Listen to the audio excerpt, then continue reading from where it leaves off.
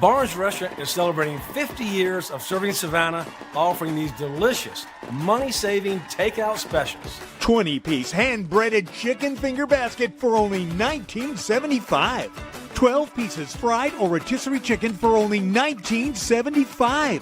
And feed a large group quick with our 50-piece fried or rotisserie chicken for just $50. Call ahead for faster service or order online at barnesrestaurant.com.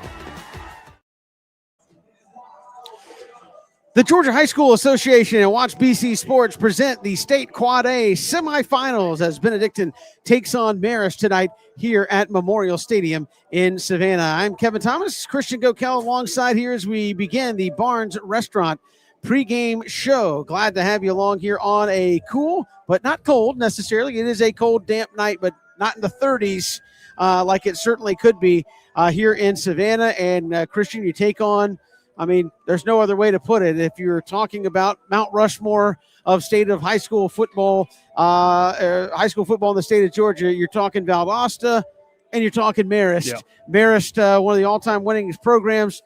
They've got the second all-time winningest head football coach in state of Georgia history in Alan Chadwick. This is his 41st year at the helm. They've made the playoffs for 43 years in a row. The last time they were knocked out in the first round was 11 years ago.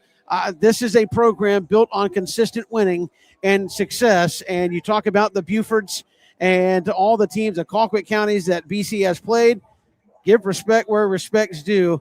Marist takes that to a whole nother level with terms of consistency, with winning and excellence, and BC trying to knock them off tonight to go to the state championship. Yeah, if you look at Marist 30 years ago, 40 years ago, looks very similar to what Marist looks like today, offensively, defensively, but more specifically just in the execution and the overall program that they have. They just churn out really good football players and really good teams every year. 40-plus years in the playoffs here, Kevin, have made the semifinals now 3 years in a row, and I don't think have made it not further than the first round of the playoffs in a long, long time. So Alan Chadwick, staple in high school football in the state of Georgia, but also they just put out really, really good football players, a couple of familiar names. Kyle Hamilton went on to play at Notre Dame and is currently all-pro with the Baltimore Ravens. And then a little guy named Sean McVay.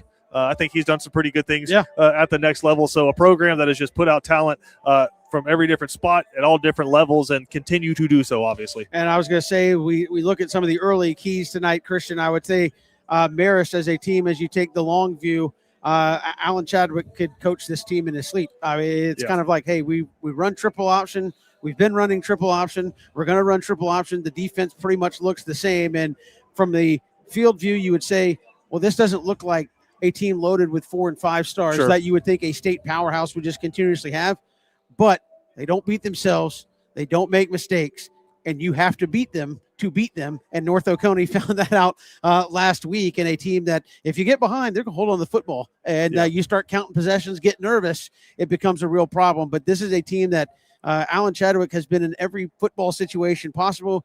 He ain't going to get nervous about pretty much anything that happens. And his team kind of plays like that pretty much all the time. Yeah, no panic and just always in control. And he talked about last week, he's coached for a long, long time. Like you said, second winningest coach in Georgia high school history. And he called last week's win over North Oconee one of the most fun that he's been a part of. And we went back, watched that game, Kevin, and North Oconee had the football once in the fourth quarter. They went down and scored a game-tying touchdown, but outside of that, Marist held it on one end, and then on the back end, held onto it for a long time. I believe 5+ minute drive to end the football game and kick a game-winning field goal right there. So it is a team that you hear the term anaconda a lot, where they just kind of squeeze the life out of you.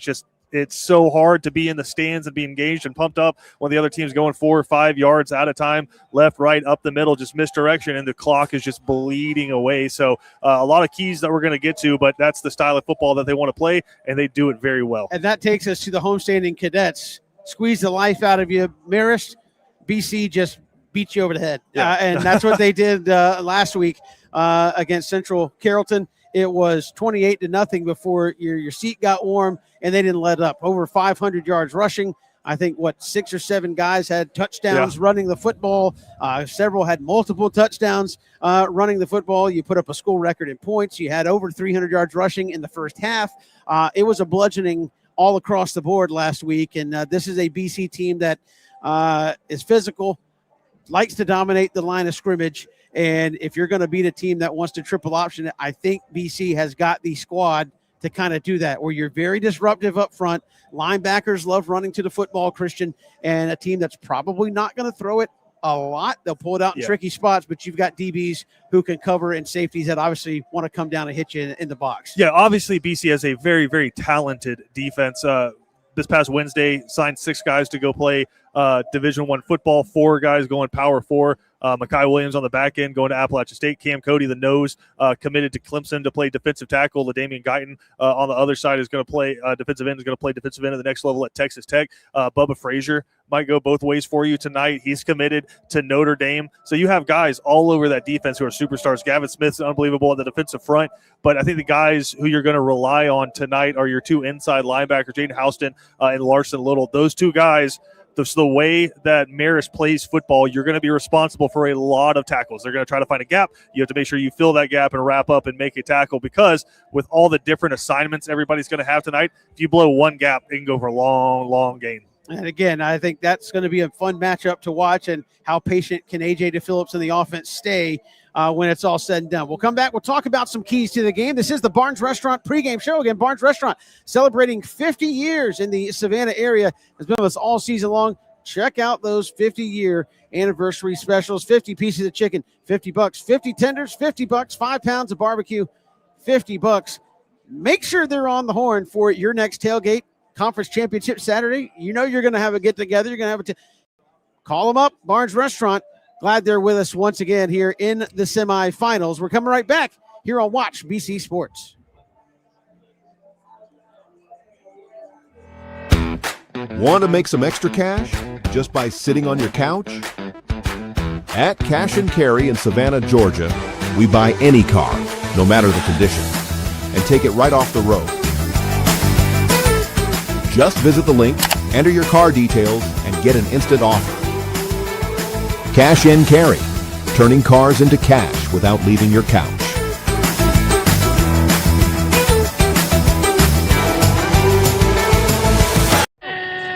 When it comes to blocking all the obstacles that life throws your way, let Vernon Williams and Auto Owners Insurance help you dodge the hits, analyze the playing field, and run the ball all the way home. We shield you so you can have peace of mind when it comes to auto, home, life, or business insurance. As one of the oldest and most respected independent insurance agencies in the Southeast, we know what it means to stand behind the people we protect head on. Trust in the power of the shield since 1934. For more information, go to thepoweroftheshield.com. Plan your hunting getaway and escape to experience the beauty of Mossy Pond. Our diverse property right here in Pierce County allows you to enjoy various types of hunts, including plantation-style quail, hog, pheasant, and flooded timber-style duck hunts, all within 24 hours. At the center of it all, experience scenic, rustic, beautiful, and inviting amenities like luxury lodging, our first-class pro shop, fine dining, and the perfect event space. Book now and see why Mossy Pond Lodge is Georgia's premier hunting paradise. BC Brothers Moving is Savannah's most trusted moving service. From residential to commercial to packing supplies, BC Brothers does it all. Let BC Brothers' energetic, trustworthy team wrap it, pack it, and move it for you. Check out BC Brothers online at bcbrothersmoving.com or give them a like on Facebook. Welcome back here to the Barnes Restaurant pregame show. Kevin Thomas, he is Christian Gokel as we get ready for Marist and Benedictine in the state semifinals. Again, the semifinals, no video tonight. Unfortunately, GHSA would not permit us to do that when you get to this deep in the playoffs. So we will have the audio call for you, but should be a tremendous football game. And Christian, let's get right to the keys. You and I think, both agree, Benedictine standpoint, play from ahead, and kind of explain what we mean when we say you need to play from ahead tonight. Yeah, for Marist, if they get up, you can look up all of a sudden an entire quarter's gone, and you just do not want to be chasing this football team because they can bleed a game away. But I would say that's also the key for Marist, is they want to play from ahead, because if BC is able to score, say, a touchdown, force a punt, get the ball back and score a touchdown again, then all of a sudden Marist, which is a very much a ball control possession football team who wants to run the rock, is very much outside of their element trying to overcome a 2-score game. I think it's really interesting, Kevin. I think Marist wants to keep this one under 24 points, and I think if BC feels like they score 24 points, they're in a very, very good position. So, yeah, I think both teams want to get out to the pole and sit there and hold that for the whole race. On the defensive side, I think be disruptive at the line of scrimmage. And, Christian, obviously some late news ahead of the game. Got to be some challenges for BC there along the line of scrimmage, but maybe some strategic things to keep being disruptive and get Marist off schedule. Yeah, it doesn't look like Jameer Lee is going to be able to go this evening. Your stud sophomore defensive lineman already without Isaac Scott as well on that defensive line. So just going to see a few different guys, but you feel very comfortable with the fact that you have Cam Cody out there kind of leading the charge on that defensive front, playing on either side. You're going to have LaDamian Guyton, who we just talked about, 5-star outside linebacker, committed to Texas Tech, signed actually with Texas Tech this past Wednesday. So you start with those two guys. Gavin Smith has been a stud all season long. So from there, you start rotating bodies in. And the good thing, I think, is you're playing a team where you could tell one of those defensive linemen, hey, I need you to create a pile. Kind of read which way the shoulders go from the offensive lineman. I want you to kind of shoot that way, cave that in, and just don't let them move. Really create a pile. Don't let those guys get to the next level, because that's where you can bust a big one, and just clear a space for the linebackers that we talked about and for the safeties coming downhill to make plays. So, yeah, some tough injury news there for Jameer, but BC feels like they got some dudes up there that can go and make a play. And the reality is, yeah, you don't have quite as much depth, but you got 48 minutes to get to Atlanta. I think those guys are going to be fine. Yeah, certainly. And again, that is the big goal, is to get to Atlanta. We'll be inside if we get there as well. They played some fog games at Georgia State the 2 times previously they got there, but got a lot of football to play before you worry about any of that. Special teams tonight, I know that's been a week 1 or week 0 to now point of concern and emphasis for BC. Punting the football, I think Stephen Cannon's done a good job, but he's had his inconsistencies. I mean, he's a quarterback trying to punt. Field goal kicking has been very good at times, and at times you're kind of scratch your head.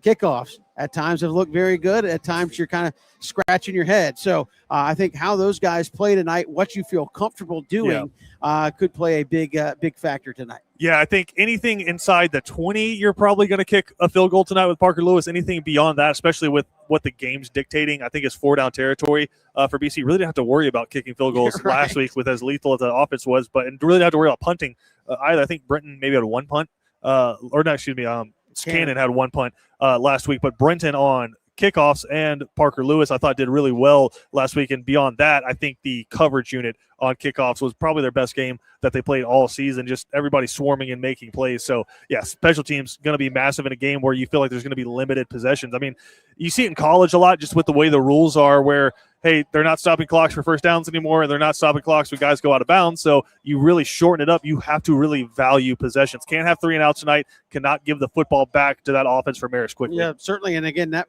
falls on the shoulders of Stephen Cannon, who has been running the offense extremely well. Yeah. And you can say, well, what does that mean? They scored 80 last week. They scored 21 the week prior, but the offense has been asked to do different things each week. Some weeks you're like, all right, they're not going to score us. We can do this. We need a big offensive output. He's been able to do that. And the element of him tucking the football, you got enough guys to cover without him, and they've kind of added that into the arsenal for the playoffs. It makes even the best defense kind of look around and go, okay, we can account for him. We can account for him. We just, how many high school teams, even at this stage of the season, can account for 5 guys potentially getting their hands on the football? That makes it tough with that added element with Stephen Cannon, who kind of becomes the 6th guy who can mess with the football. Well, and what's funny is you see a team jump from 21 points in the second round to 80 points in the third round. Oh, cool. What do they add? They didn't add anything. They kind of stripped away a lot and just went back to what makes BC, which is just pounding you on the edge with power football, pulling guards, pulling tackles, and just having guys at receiver and running back who don't mind blocking. And so last week you saw a lot of that. It's just I think really the last 2 weeks you started the game with Stephen Cannon taking a snap, running back lead blocking for him with some guards and tackles pulling, and you're just kind of overwhelming. And I think A.J. DePhillips, what he's doing, which is what any good offensive coordinator does, is he's sitting up in this box and he's counting guys in the box and he's counting guys on the left, counting guys on the right, and you're just going where you have a numerical advantage. That's the advantage of having a really good offensive coordinator, but also a senior quarterback who, when they signal in from the sideline, can get you into the correct plays. We're counting you down towards kickoff here. A cool night, going to be in the mid to low 50s when we kick it off here tonight at Memorial Stadium. This is the Barnes Restaurant pregame show as we get ready for Marist and Benedictine here tonight. Both teams big game tonight, a step away from Mercedes-Benz and a state championship game. We're coming right back here on Watch BC Sports. Welcome to Sandnat Golf Carts, where luxury meets quality. We offer a wide selection of top-notch custom golf carts to suit your every need. With our extensive inventory, you're sure to find the ride of your dreams. Plus, our flexible financing options make it easier than ever to drive one off the lot today.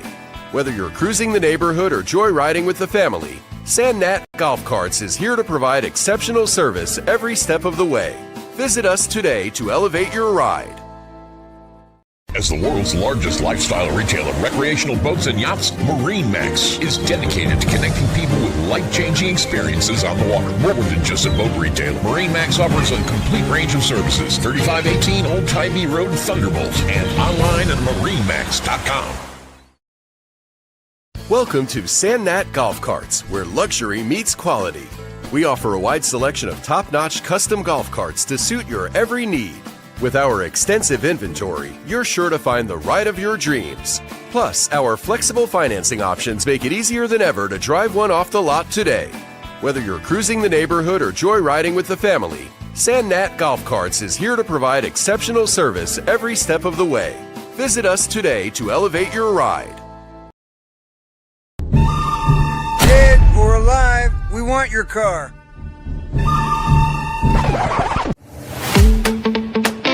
No matter the condition, running smooth or barely rolling, Cash and Carry in Savannah will buy it right off the road.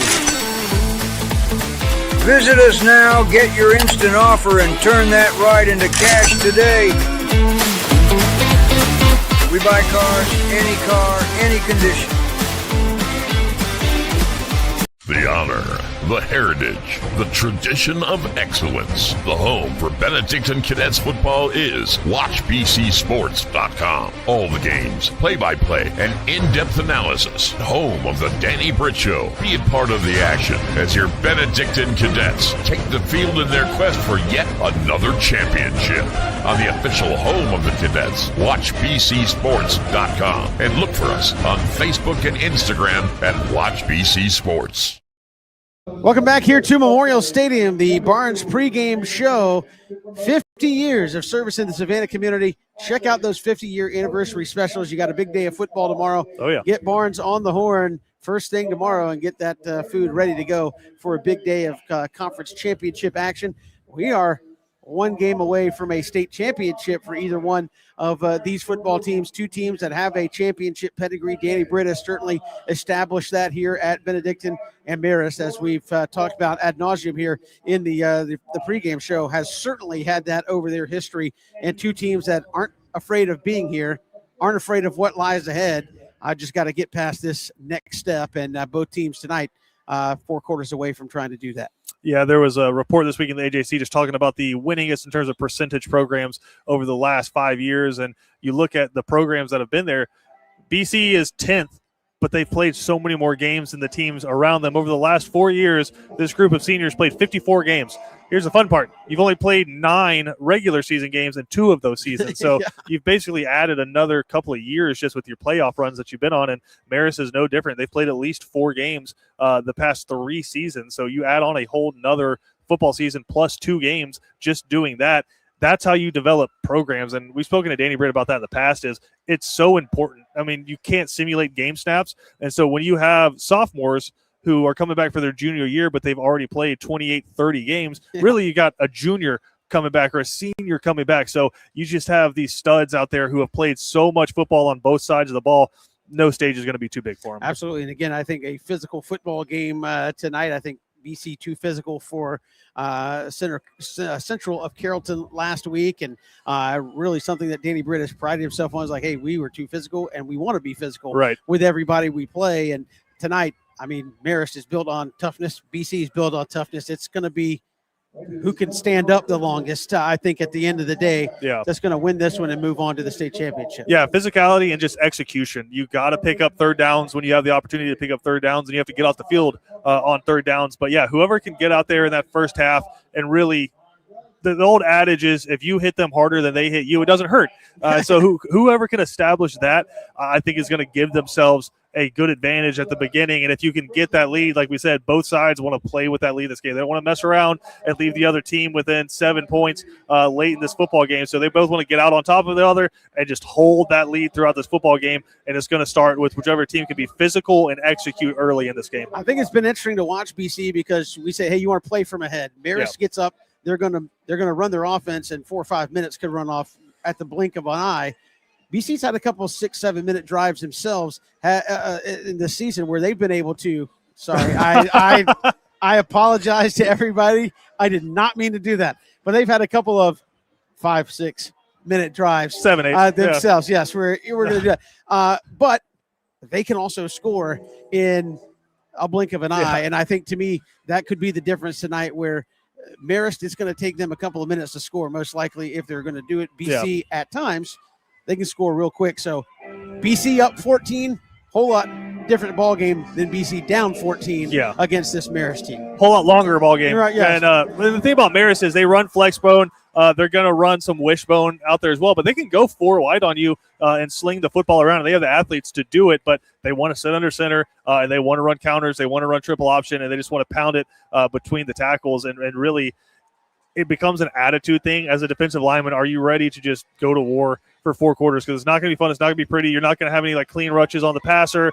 anything like that. It's just going to be down and dirty for 4 quarters. Are you ready to do that for 48 minutes? Certainly the captains are emerging from the locker rooms of Marist and Benedictine. Has been those same 6 captains all playoffs long here for BC. Cadets wearing the maroon pants with the gray tops, maroon letters, and the maroon helmets. Every broadcaster's fun time, especially with a wet potential atmosphere tonight, as that maroon and gray kind of bleeds together. But right now it is cold, damp, kind of cold, and no rain at the moment, though. It's in that 50 to 60% range pretty much all night long here for the ball game tonight. Yeah, hopefully it holds off.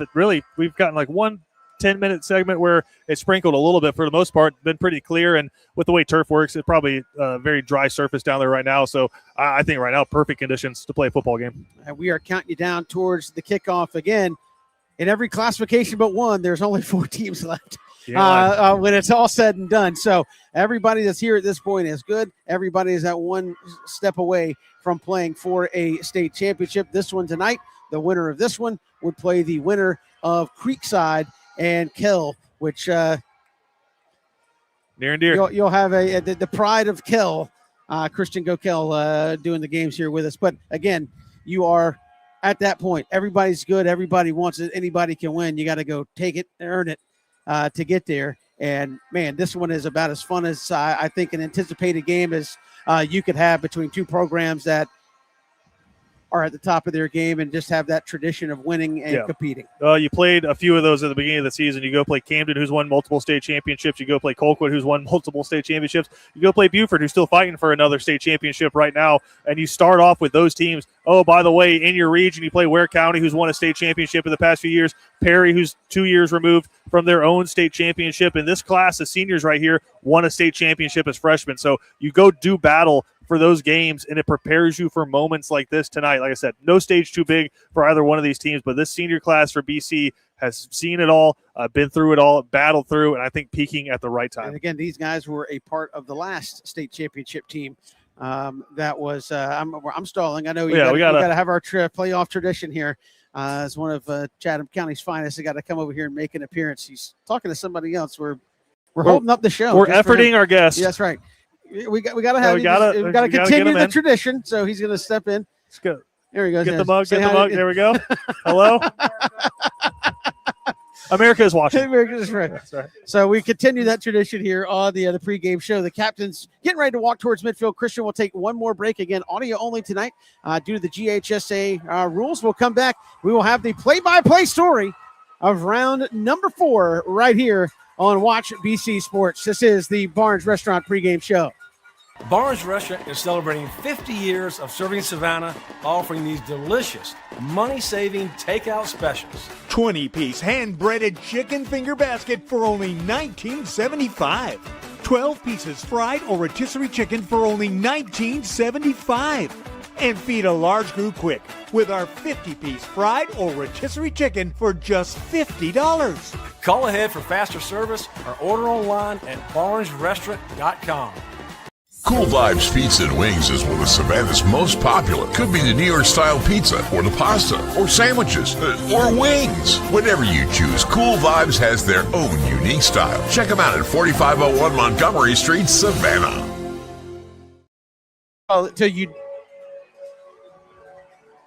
Welcome back here. I'm apologizing to my play-by-play partner about the 6-7 earlier today.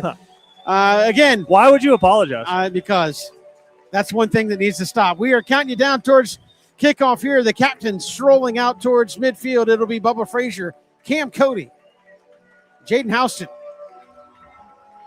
Stephen Cannon, Larson Little.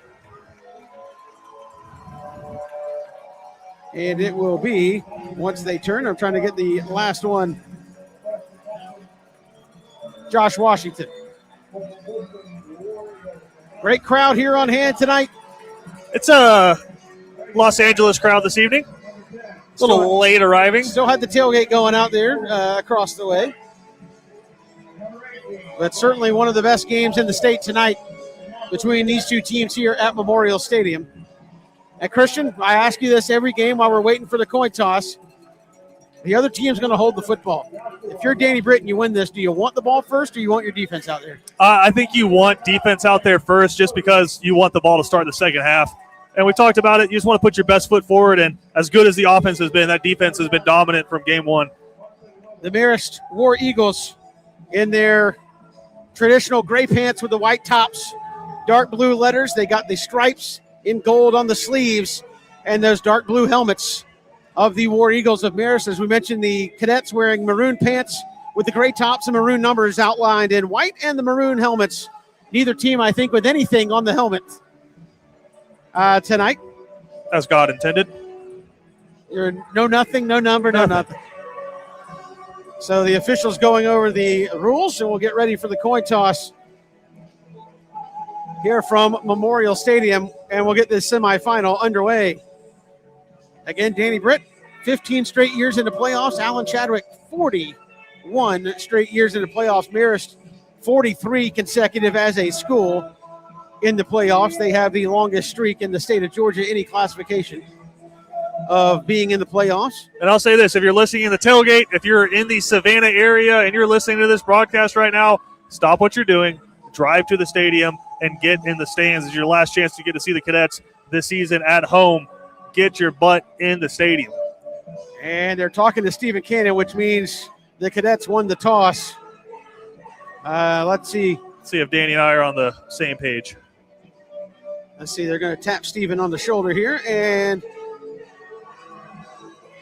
so the Cadets win the toss. They're going to take the football. Take the football. That makes a lot of sense. I mean, kind of what you're talking about. Don't give Marist an extra possession unless you have to, and let's try to get out to a lead early and then make them play a style of football they don't want to. So the captain's running back to join their team, and then we'll get the Cadets on the field, and we'll be ready to go. One final time here from Memorial Stadium for these seniors. They hope they got one more game to go, but here they go. The Cadets are on the field, running through the smoke. And they will take the football first. They will work out of the south end zone, which, again, is the closed end zone with the field house. North end zone, the open end. No real wind to speak of. And I know, Christian, at times at Memorial Stadium, mostly you expect it to come from the east off the sea breeze, but not much. Only a couple of the flags moving over there, but field level, not a whole lot of wind swirling around tonight.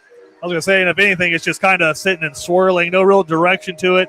Flags on the goalposts are just limp right now. So, like I said, I think it's a perfect night to play football. About as good as you can ask for in early December in the state of Georgia. So Marist will kick it off. Good to have you along here on Watch BC Sports. Again, audio only tonight due to GHSA rules. We are presented by Cash and Carry. They've been with us all season long. And we appreciate them being with us once again for this semifinals. It will be Aaron Mallard and Josh Washington back deep. And both of those guys got plenty of juice. Everybody's starting to get up on their feet here to get this one going. War Eagles will kick it off from left to right.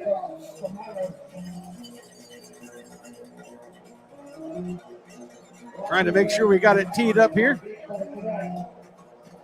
It's going to be Tyler Baradell, 6 foot, 167-pound junior. Right footer is going to get us started here tonight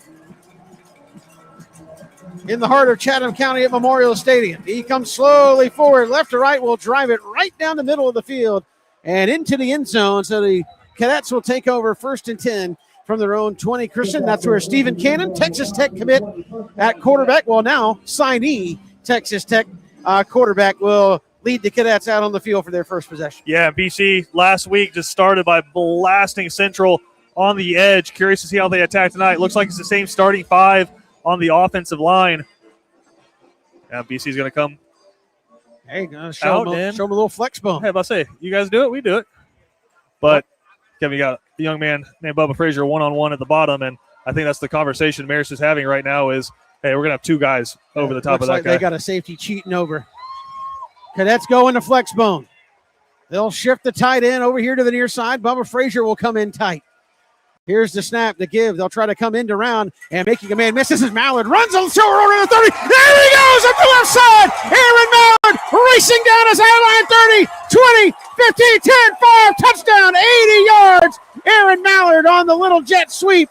And the Cadets take all of 12 seconds to take the lead here at Memorial Stadium. Yeah, Kevin, I mean, it is Benedictine football. Just a sweep out of the flex bone. Great blocking from the offensive line and from the backs right there. And Aaron Mallard put his shoulder into a War Eagle, put him on his butt, and did the rest. Nobody's catching that dude when he gets into the open field. And much like last week, Kevin, starting fast. 6-0. We are literal seconds into this football game. And Parker Lewis to tack on the point after. Out of the hold of Stephen Cannon. And somebody moved on that BC offensive I don't think anybody front. on that kickoff unit or the PAT unit was expecting to be on the field this quickly, but obviously something, Kevin, just from the reaction from A.J. DePhillips and that offensive staff, something they saw on tape, felt like they could pop one right there, and man, did they. Well, the lowering of the shoulder sprung that thing, and that one missed tackle, and it was over. And they got good penetration. They had a defensive lineman in the backfield, and Aaron just kind of ran away from him a little bit. And ran over one guy and did the rest.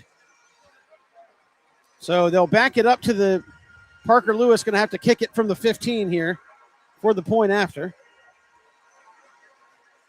And the snap is good. Cannon gets it down. Lewis will put it right through there. 7-0. Cadets lead.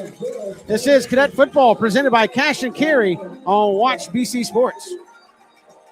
Bowtie Barbecue Company at 6724 Waters Avenue in Savannah serves up barbecue both familiar and new, made by hand and made with love. Family friendly and relaxed, Bowtie takes great pride in the by hand preparation of high quality beef ribs, smoked chicken, pork spare ribs, and more. Come join the Bowtie family. Ask about our food truck and catering too. Bowtie Barbecue Company, Southern charm naturally. Look for them online at bowtiebarbecueco.com. Welcome back to Memorial Stadium. One of the keys to the game, play from ahead. Well, it took them 13 seconds to get ahead. And now it'll be John Brenton to kick it off right to left to the Marist War Eagles. Yeah, you see Danny Britt down there kind of signaling in where he wants this football. Britton says he's ready to go. Here's the kick. He'll line it up the left hash, and it will How about that? Oh, it hit short of the goal line, but Marist just let it go and roll in the end zone. So the War Eagles will start on their own 20. And now, Christian, you'll kind of see something similar from Marist here coming out. Yeah, Kevin, it's going to be Carson Granger, the first guy we kind of see in that rotation on the defensive line. You're without Jameer Lee. And it looks like, Kevin, you're going to play Carson at that nose tackle spot, and you're going to kick Cam Cody to one side, which if you're an offense and you're trying to run away from him, okay, cool, but you got to run at Gavin Smith and LaDamian Guyton. This will be Lasco, James Lasco, the quarterback. And, again, this is almost the same formation BC just ran. to start the football game. Flex bone, one receiver out wide to the left. Lasco will go from under center. They'll give it straight ahead. No, he'll keep it. He'll run the option off the edge. BC misses a tackle and then had to rely on Larson Little to come clean it up out at the 32-yard line, and that'll be enough for Marist to move the chains on the Lasco keeper. Yeah, I mean, these guys know how to run this offense, and it is deadly how efficient they do it.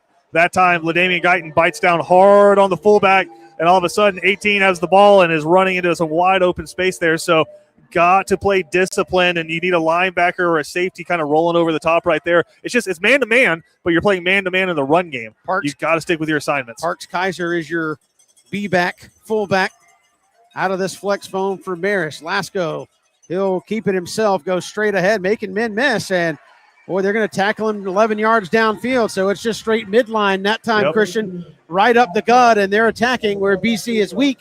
Up the middle right now with Cam Cody kicked out, and they're getting those extra effort yards. Yeah, that time just a quarterback ISO play. You fake the handoff to the fullback, and then the quarterback just follows him right in the middle. And it's a good push early here from this Marist offensive line.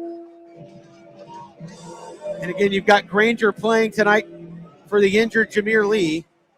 And they've got Cam Cody kicked outside at one of those DNs. They're going to throw it here on first down over the middle and caught and dropped. Yeah.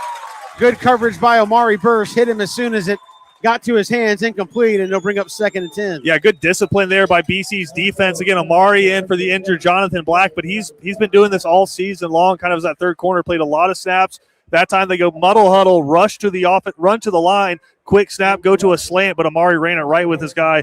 Good defense there, good heads-up stuff. Again, saw Jonathan Black going through some drills pregame, I guess, to try to see if he could give it a go, but no dice tonight. So 2nd down and 10. This is kind of where you'd love to have Marist a lot if you can keep them there. They're out at their own 44-yard line. Lasco, they'll run it midline. They'll run the option out to the edge, and BC able to track it down. Tackled by Larson Little. And that looks like LaDamian Guyton as well after a gain of 2. It'll be 3rd down and 8. Yeah, better job that time by BC, just staying disciplined and running them side to side. And you kind of felt like you knew it was going to be a run after the incomplete pass on first down. Done a good job wrapping up and making a tackle. So 3rd down and 8 for Marist. They send one wide receiver way up top outside the numbers. They work off the far hash. 2 receivers will come here to the near side. Marist goes back in a gun. On 3rd and 8, here's Lasco. He'll play action up the middle, roll here to the near side, throw it underneath. It's going to be caught. But that's going to be, as you said, Christian, well short. Caught by one of those receivers, Jake McLaren, the tight end. And he'll get out to the 49, and Marist going to probably punt this football here on 4th and 5. And they're going to run the punt unit on. And you can second guess a lot of things, Kevin, but interesting with the pass play on first down, really put Marist behind the sticks there, and good defense 2 plays in a row from the Cadets. I mean, you were ripping off 11 yards at a time with the run game, and then you go, I think you kind of bailed BC out. Yeah. But again, that's just part of their offense where they suck you up, and then all of a sudden they're running a guy behind you. Just good disciplined defense from the Cadets. Snap is good. Here's the kick. A nice high spiral, going to be fair caught at the 8-19-yard line. Hauled in by Bubba Frazier, the Notre Dame signee, and that's where Stephen Cannon and company will take over here on their 2nd drive. Only got 1 play run last time, Christian, and so you don't really feel like the offense is settled in yet either, but a good defensive stop. Now you've got the football with a chance to put more points on the board. Yeah, and it feels silly to say with as explosive as BC's offense has been, but your main goal right now is to get a first down, because the last thing you want to do with this Marist offense is give them the football right back, and your defense has to get right back on the field. So your main goal is 10 yards right now. Give that defense a chance to catch their breath a little bit and then go to work. So here's Cannon. They'll go under center. They'll come right out in the flex bone. They got the tight end here to the near side. They'll give it straight ahead. Stanley Smart lost the football, and Marist takes it right back. He was hit. The ball popped straight up in the air and into the arms of the War Eagles, and they're going to get it on the 19-yard line, and that is what you did not want to happen, obviously, there on that series. Yeah, you just run a fullback gut play right there, but I think the same thing that happened on the sweep that time on the touchdown to Aaron happened again, where a defensive tackle just blew by your offensive lineman, split the gap, and you had a guy sitting in Stanley Smart's lap as he was taking the handoff. So BC, one of the things we talked about, can't have turnovers in this football game, and you're setting Marist up inside your 20. So 1st and 10 for the War Eagles from the BC 19 in very plus territory. They'll flex bone with one receiver here to the right. Lasco will give it straight ahead to that B-back. That's going to be Kaiser straight ahead inside the 15 to the 14. Yeah, and I'm doing that until BC can stop it. That's a gain of 6 on first down, or a gain of 5, rather. It'll be 2nd down and 5. People always ask, what's the biggest difference? What makes this flex bone offense so different than every other offense that you see? It's not just the fact that they run the football all the time. It's how they block, and it's just quick hit. They're not trying to necessarily get to the next level so much as just blow you off the football really fast and then hit quick and do that over and over and over again. That time the offensive line just diving, going at knees, and then the fullback comes right behind them. You're 3 yards deep before you can even get to him. Lasco, he'll keep it himself, quarterback keeper. He's going to cut it back inside, touchdown. And a 14-yard scamper from Lasco. And that gets Marist on the board, and it's 7-6. With a chance to be tied up here on the point after. Yeah, it's just beautiful play calling. First play, you hand it to the fullback up the middle. He picks up 5 yards. The next play, you fake it to the fullback. Quarterback rides behind him. All the eyes are on the fullback, and easy walk-in touchdown right there for Marist. What an answer. War Eagles do the swinging gate here on the point after. They've got everybody left, one wide receiver out, and then they'll pull everybody in tight to block. And, Kevin, you wonder if they keep pounding you up the middle like that, how long is it before you flip Cam Cody back over there? So the point after upcoming for the War Eagles. Here's the kick. It's up, and it is right through there and good. 7-7. Our offense is lighting it up, but a short field gives Marist the tying score. We're coming right back. This is Cadet Football. Watch BC Sports. Cool Vibes Pizza and Wings is one of Savannah's most popular. Could be the New York style pizza, or the pasta, or sandwiches, or wings. Whatever you choose, Cool Vibes has their own unique style. Check them out at 4501 Montgomery Street, Savannah.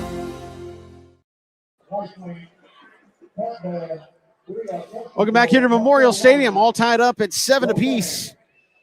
And again, Christian, just what you talked about, Marist is going to run plays, high volume. They've probably had it 10 plays here already. You've had it for 2. Yep.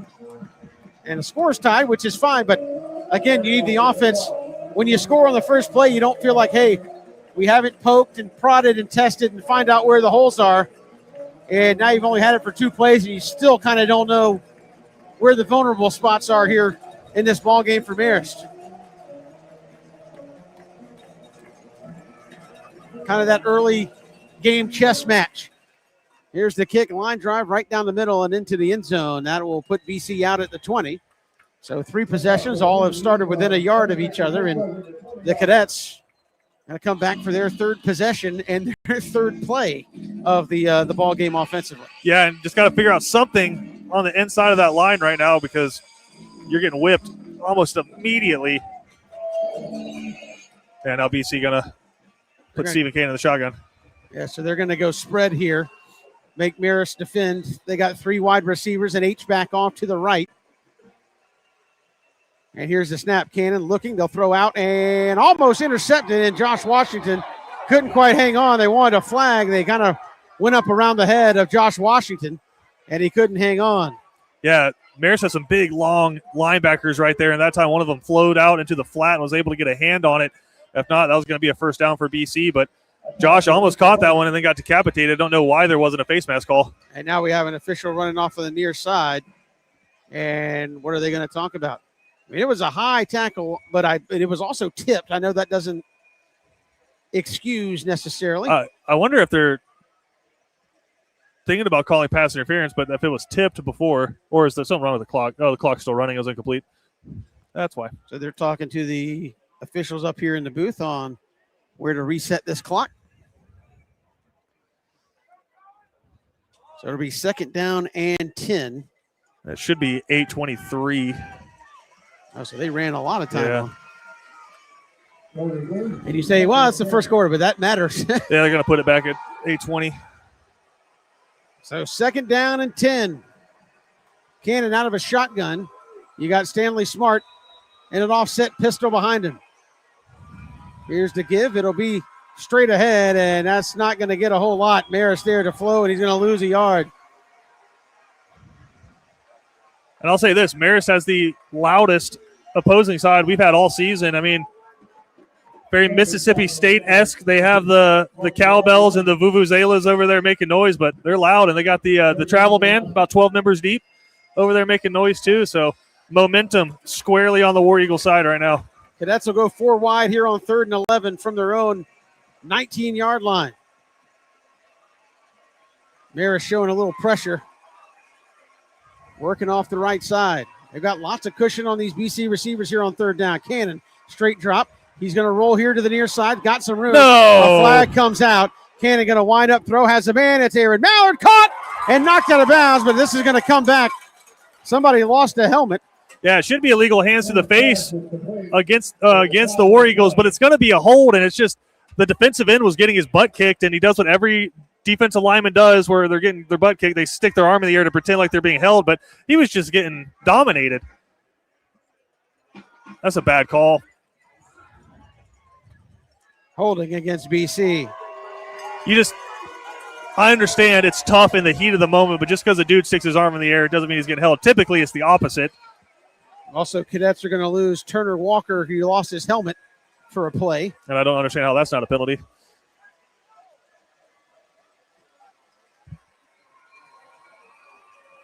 Danny Britt still, I think, wants an explanation, and they're going to mark this thing back. That's going to put BC inside the 10, and this is where you got to be careful. Yeah. You got the arm to get a first down.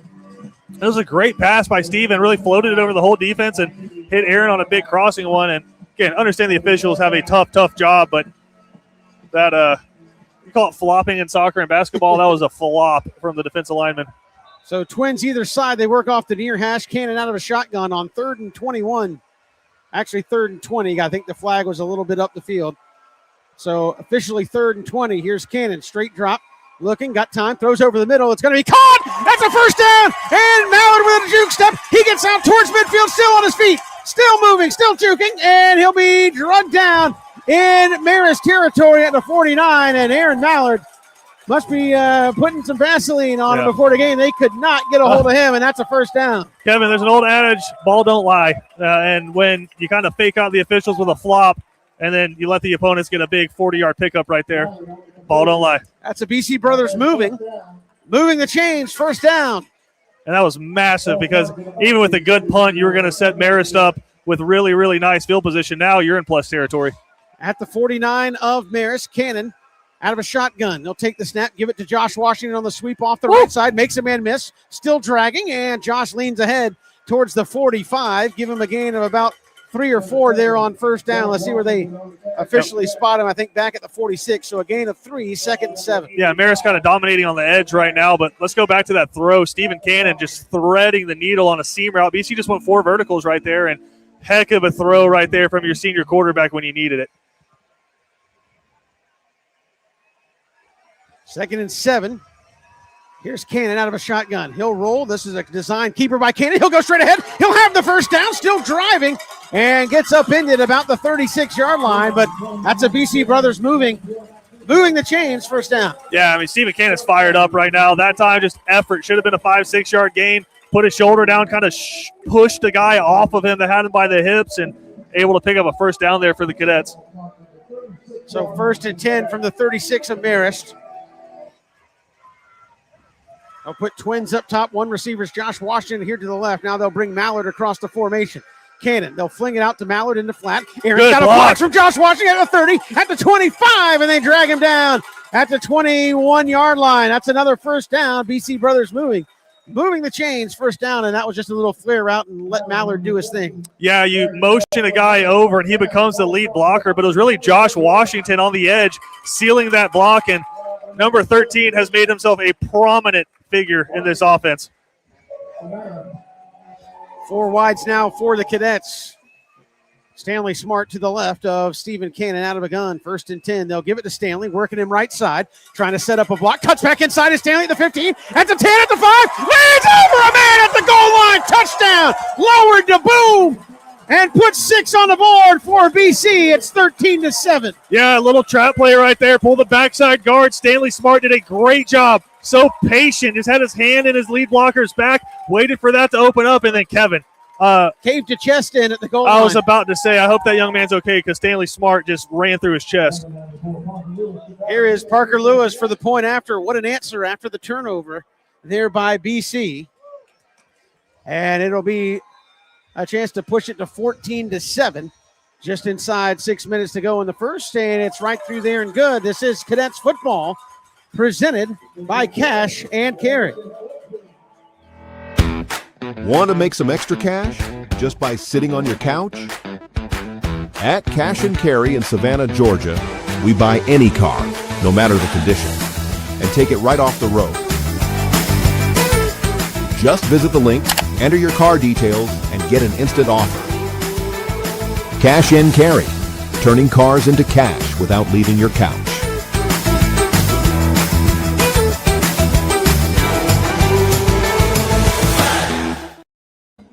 14-7 on a Stanley Smart power run across the goal line. And again, Christian, it's been flash for BC. Marist has just been 8-9 yards at a rip, and I think now you're staying ahead of the chains on the scoreboard, so to speak. If you're Galen Houston, this is where I think you're looking at your guys and say, guys, we cannot allow 7-8 yards right down our throat. Here we're going to have to get off the field. Brenton up the left hash, going to come down about the 9. Picked up there 15, 20, and down at the 23-yard line. Tackle made. It was at number 19, if I'm reading that correctly. Thomas Brent? Thomas. Let's get after it.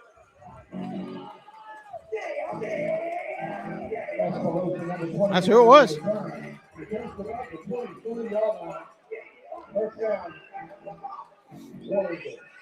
Now for BC, what's the adjustment, Kevin? Because you've been getting pushed around on the inside. Let's see if you alternate, maybe flexing Cam Cody in and out. So Marist has to kind of read it at the line what you're doing with it. Right now, they're still going to leave him on the outside of the left defensive end. Here's Pasco under center. He'll look over that BC defense, only one wide receiver. And he'll keep it. Now run the option. It was almost tipped, but he got the pitch out there. The edge is set. And going to be run out of bounds is number 34, Hudson Kolb. And he'll pick up 8 on first down. LaDamian Guyton threw a hand out like he was going to bat the pitch down. And just a shade late. And sometimes with the triple option, that's all you need to be is a shade late. And they picked up 8 yards. Yeah, and really barely got that ball out there. LaDamian Guyton almost picked it off and took it to the house, but really just clean execution right there. And, Kevin, it feels like they're just running away from 55 right now. Figuring out what side of the line he's on. Cool, we're going to go the other way. So on second and short, they'll give it straight ahead. And that was going to be right at the stick, straight ahead with Kaiser, that B-back.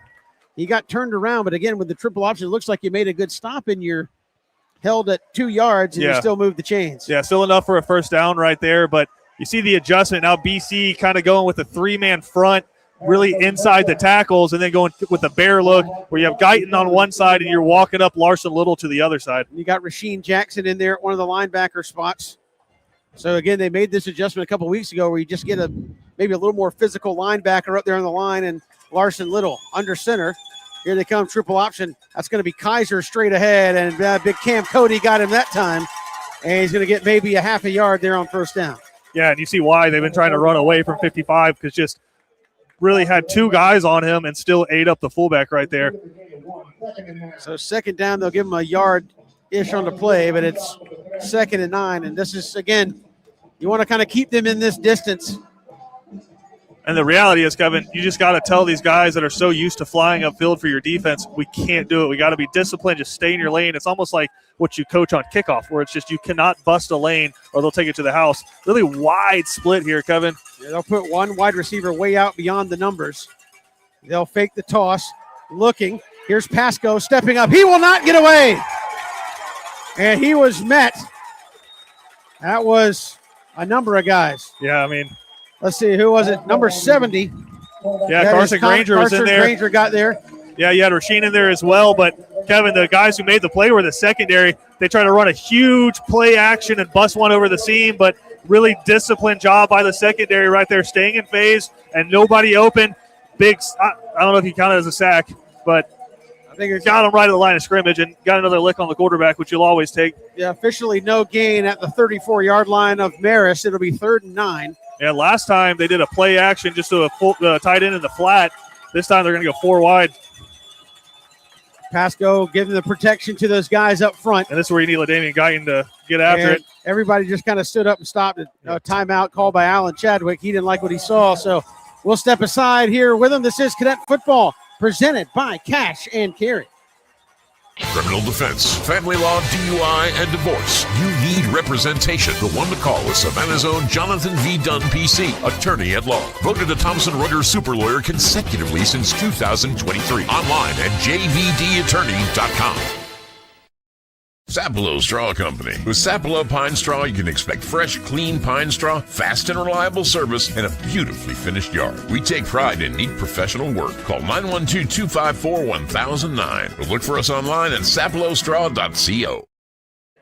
3rd down and 9 when we come out of the timeout, and I think Alan Chadwick maybe wanting to make sure the protection was there because do you believe your right tackle can stop LaDamian Guyton on a pass? And more importantly, how many guys do we commit to 55 trying to get in the backfield to be disruptive there? Well, I think he also knows he's in a very precarious situation right now. If you put BC's offense on the field again, outside you had a one play drive with a turnover. Outside of that, you've not been able to slow BC down. So you do not want to let them get up 2 scores on you. So you feel like you got to pick up this 3rd down. Marist will put 4 wides in the formation. Pasco in a shotgun. BC answering with their own cowbells. It'll be Owen Hare in the backfield next to Pasco. It'll be 3rd down and 9. Cadets showing blitz. Here's the snap. Pasco flushed out of there and trying to roll, throws it away and over the head of a receiver. Incomplete. That would have been close to a 1st down had it been drawn in by Alejandra Espelation. Yeah, and Gavin Smith with the immediate pressure right there, and that's what's going to happen. When you have LaDamian Guyton, you have the Cam Codys out there, they're going to have to double-team somebody. That's going to leave you one-on-one. You got to win those, and that time Gavin Smith did a great job beating his guy one-on-one. It was immediately in the quarterback's face, blowing that one up. Makai Williams, App State signee from earlier this week, and Aaron Mallard back on the double safety. Both of these guys dangerous with the ball in their hand, as we've seen Aaron already tonight. And here's the snap. Kick is away. A high hanging punt going to be fair caught by Mallard at the 30. And so BC with nice field position, their best field position of the night here from their own 30. And the 4th possession here in there's some games you play against Marist, you may only get 4 possessions a half. They've had the ball 4 times now here in the 1st quarter and still just inside 3 minutes to go. Yeah, just gave up the 1 first down this past drive. So good field position here, starting at your own 30, and a real chance here, Kevin, to put Marist in an uncomfortable situation. Again, they're a team that likes to pound the rock, run the football, work the clock. If you put them down 2 scores, you're starting to put them outside their comfort zone.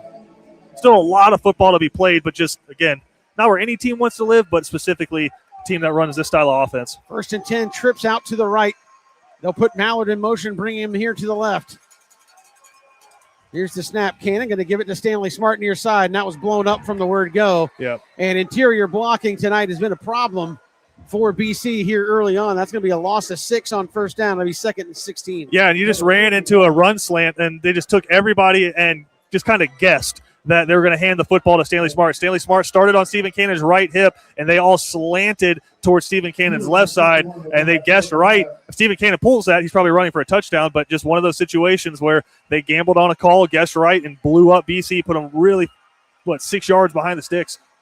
4 wides again, twins either side for Cannon out of a shotgun. He'll look on 2nd and 16. Flushed out of the pocket and gets out of there somehow, still looking here to the near side. Cannon going to make a man miss, still on his feet at the 25, and he'll get drugged down at the 27. So Stephen does a lot of running to get 4 yards, but positive yardage And it'll bring up third down and long. Yeah, about as good of a 4-yard run as you're ever going to see. Stephen Cannon made a guy who just had him swallowed up miss somehow, and then able to pick up those 4 yards. But, Kevin, that's twice now that a War Eagle has gotten his hand inside of BC offensive lineman's face mask and pushed his helmet off. Yeah. That's got to be something Coach Britt is talking to the officials about. That's Turner Walker. He's going to have to come out of the ball game. And it'll be third down and 12 for the Cadets, 4 wide. Stanley Smart in a pistol behind Stephen Cannon. They'll play action. Stephen looking over the middle. Caught Aaron Mallard at the chains, and he's got it. Leans ahead to the 42. Hey, BC Brothers moving the chains. First down, and right now, Stephen Cannon, Aaron Mallard in sync. Yeah, Stephen Cannon lethal right now, and that time did a really good job of selling the play action, kind of bent down and hid behind the line, and that drew the inside linebackers up. And then you got a double slant coming in, able to hit Aaron Mallard, and he's able to muscle for a first down. Great play design, great play call, and wonderful execution there from your senior quarterback and your really, really talented wide receiver. They'll bring a tight end here. They'll give twins here to the short side of the field. Here's the snap. Cannon going to keep it himself. Run the QB power, and that's going to go nowhere. Actually lose it back to the 38, so a loss of 3 on the play. It'll bring up 2nd and 13. We talk about this all the time when teams play BC. It's so hard to run east and west against Benedictine. It's about the same when you're playing Marist. They're so used to practicing against that. You just cannot really get an edge when you're running like that. You got to hit upfield and then break it against this style of team. And right now, a play that's been dominating for the Cadets early, they're struggling to run it. Yeah, Marist knows how to pursue the quarterback for sure. Twins here to the short side. It's Washington and Mallard. Bubba Frazier all by himself out by the numbers on the right side. Conaway also an H-back. I think BC's going to take a timeout here, or they're going to go. 2 on the play clock. They snap it. Cannon play action. Same play. Stevens going to tuck it, and he's got some room. Going to cut back and now run out of bounds up around the 45. Ooh, a favorable spot at the 45 maybe. And it'll bring up third down and about 6 here. Very manageable for A.J. DePhillips' offense and the Cadets. Yeah, just a good job by Steven navigating the pocket that time. It started to collapse on him a little bit early and just using the legs to put you in a third and manageable here. That's been Anton Haven, a senior, 6'2", 290, number 58. He's really been caving in that side of the Cadet offensive line, being disruptive. So third down and 6 from the Cadet 45. The snap, Cannon looking. Got all kinds of time over the middle. Going to be caught, and that should be a first down right over the middle to Stanley Smart, leaking out of the backfield. Yep. And he'll be brought down at the 46 of Marist, and BC Brothers moving. Crank that truck up, move the chains, first down. Yeah, just quarterback's best friend, a running back that can get out of the backfield and make a catch. And like you said, Stanley Smart looked like he was going to be in pass pro, kind of snuck out of the backfield, settled about 4 yards downfield. Steven did a great job looking off the linebackers, hits his running back. And, again, you're just working the chains, moving that football and working the clock. So 1st and 10, Cadets go to an I formation. This will be, I believe, Josh Washington, tail of that I. They'll give it to Josh. He'll try to cut it inside, stumbles, and maybe he'll get half a yard, 2 feet maybe there on first down. It'll bring up 2nd and long. Yeah, just that initial push right now from the Marist defensive line is winning, and BC struggling to open up any kind of run lanes. Uh-oh. And now we have another clock issue with 13.3. That should probably be the end of the first quarter. I think they stopped it for the young man tying his shoe real fast. And the Cadets might take this to the second quarter. So we'll just turn around. 14-7, Cadets. They won quarter number 1. They're trying to put together a drive here as we go to quarter number 2. This is Cadet football presented by Cash and Carry. The honor, the heritage, the tradition of excellence. The home for Benedictine Cadets football is WatchBCSports.com. All the games, play-by-play, and in-depth analysis. Home of the Danny Britt Show. Be a part of the action as your Benedictine Cadets take the field in their quest for yet another championship. On the official home of the Cadets, WatchBCSports.com. And look for us on Facebook and Instagram at WatchBC Sports. The Georgia High School Association is a voluntary nonprofit organization composed of over 450 public and private high schools. The GHSA administers regulations for region and state competition in 19 sports and 2 activities.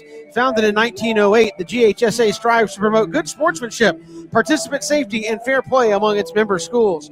For more information, visit ghsa.net or follow them at official GHSA on Twitter, Facebook, Instagram, and YouTube. As we go to the second quarter, Cadets lead at 14-7. Currently find themselves in a second and we'll still call it 10, maybe 9 3/4 as we start the second half, but they are on the Marist 46-yard line trying to put together a drive here. Yeah, and I think if BC has one thing they got to kind of circle right now, it's offensively got to win first downs. And right now, Marist really winning behind the ball or behind the sticks on the first 2 possessions of the series, and now this one, first play, run up the middle, don't get anything. 2nd and 10, just making it tough on yourself. Got to find just a winner, 4 or 5 yard winner on first down. Empty set, 5 wide for Benedictine here to start the second. Here's the snap. It's going to be a quarterback keeper straight ahead, and that's going nowhere. And again, you're having trouble blocking Marist. You give him no extra help back there, and 5 wides, maybe try to find a one-on-one situation. It'll be 3rd and 10 though. Yeah, BC's really been attacking the middle in this situation, and Marist sitting with 2 high safeties. Usually that is the weak spot if you're going to attack anywhere, but if you're a football team that was facing a 3rd and 10, I don't think there's a skill position unit you'd rather have than the one the Cadets have right here. So Cadets 3rd and 10 from the Marist 46. They've got twin receivers either side. 4 down linemen for Marist. They show a little pressure. Now back off. Here's Cannon looking, and there comes the late pressure. Steven trying to get away, still on his feet. Cuts back. He's got room at the 40. Sticks the ball out, first down. And that's they're going to mark him half a yard short, like a foot short, Kevin. Oh, man, he stuck the ball out. And I think Danny Britt's going to say that's a horrendous spot. The tough thing is, and you hear some fans yelling, it's where the ball is. That's not the case. It's where you go out of bounds. And Steven Cannon went out of bounds about a half yard short. If it's the goal line, yeah, you just got to break the plane, but it doesn't matter the level. Where you run out of bounds is where it is. 4th down, they need a half a yard. And I think Danny Britt they're going to – I think this is one where you just say, Steven, lean forward. Maybe a little tush push.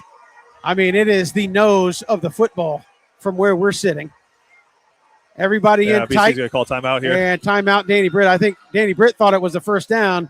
Yeah, and you don't have a lot of confidence right now that your offensive line's winning. So take a timeout, get to the sideline, and draw up a play that you know will get 1 yard. I think you also could call timeout and say, give me Cam Cody to push my quarterback. Yeah. I will say this, though. I know that one came up half a yard short, maybe just a football short, but you've lived in 3rd and long here on this series, but you've been able to pick them up consistently. And that one, again, Steven Cannon just had a free rusher. They go to a drop. They dropped 7 in a zone coverage and then had a kind of a spy, maybe a green dog blitz, whichever way. But you had a guy who was assigned to Steven Cannon. He came at him, had him wrapped up, and Steven Cannon just broke free and showed off the speed, able to pick up those 9.85 yards right there. Just need the final 0.15 here. Christian, I can't see the official's foot is in the way, but it's 4th and what, half a football? But here's the thing is, these officials don't have access to replay, so they're kind of relying on where bodies go on this one. So you really have to make it clear that you get over. You got to win at the line of scrimmage right now. And Kevin, you called it. Big number 55 coming out. Yeah, I'm going to say, hey, Big Cam, just shove Steven in the back and let's get forward. Well, that or I'm handing the football to Josh Washington because no one has a nose for the end zone or for first downs like number 7. So you need half the football out of the wishbone for BC. And they go forward. Cannon tried to go over the top. I don't think he got it. Or do you have offsides? A flag came flying out. I think they threw it in the BC backfield. Did they get BC leaving early? I mean, Steven Cannon got it. They go by the mark. They threw it back into BC, towards the BC backfield. Alan Chadwick's kind of pointing at BC, so you wonder if he was in the ear of the official pointing at something. Here's the question. If you're the Cadets, do you go for it or do you punt him deep? You punt him deep. And, again, Steven Cannon got it. False start. False start against BC. Of course, the Cadet fans aren't going to like that.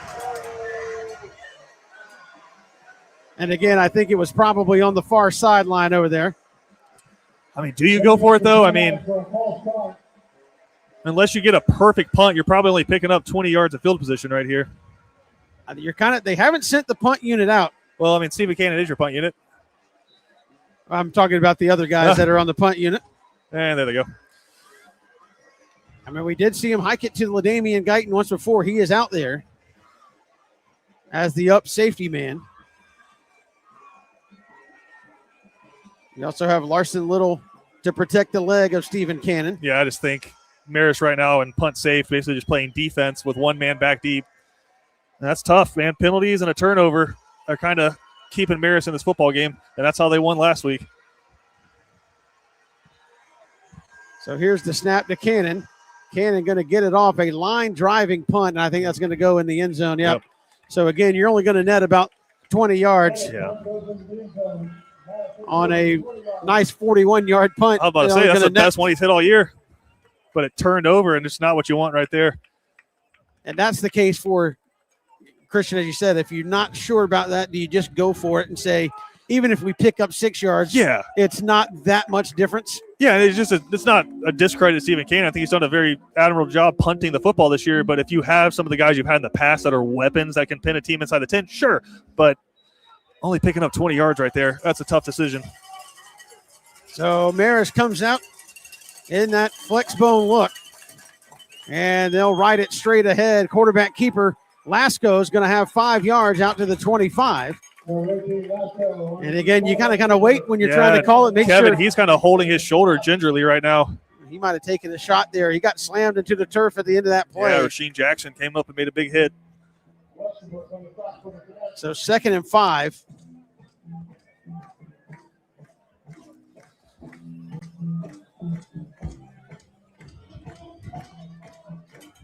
And Cadets have made the plays. If Marist is going to beat you, they're going to have to do a 10-12 play drive. Try to move it down the field. 2nd and 5. Out of the flex bone. They'll go straight ahead. That'll be a first down. And still on his feet for most of the BC defense. They're going to bring him down out at the 34-yard line. That'll be a gain of about 8 and a first down for Marist. Yeah, I just wonder how long it is until Marist just keeps going to that until BC stops it, because that's been hitting for 6-7 yards every time. And Alan Chadwick really working one of the officials over there. Maybe looks like he kind of demonstrated BC's getting off blocks and maybe seeing something he doesn't like. Well, there's a little bit of a tangle up there from a couple of guys on the opposite side, but it was just good hard blocking from Marist, and a BC player just slung him off. So 1st and 10 from the Marist 34-yard line. Under center they go. It'll be a B-back dive straight ahead. That's going to get maybe 2 yards. Cadets with the win there. Big Cam Cody, Larson Little. Rasheem Jackson in there too. Cleaning up Kaiser for 2 yards. It'll be 2nd and 8. But again, Marist completely fine living right there.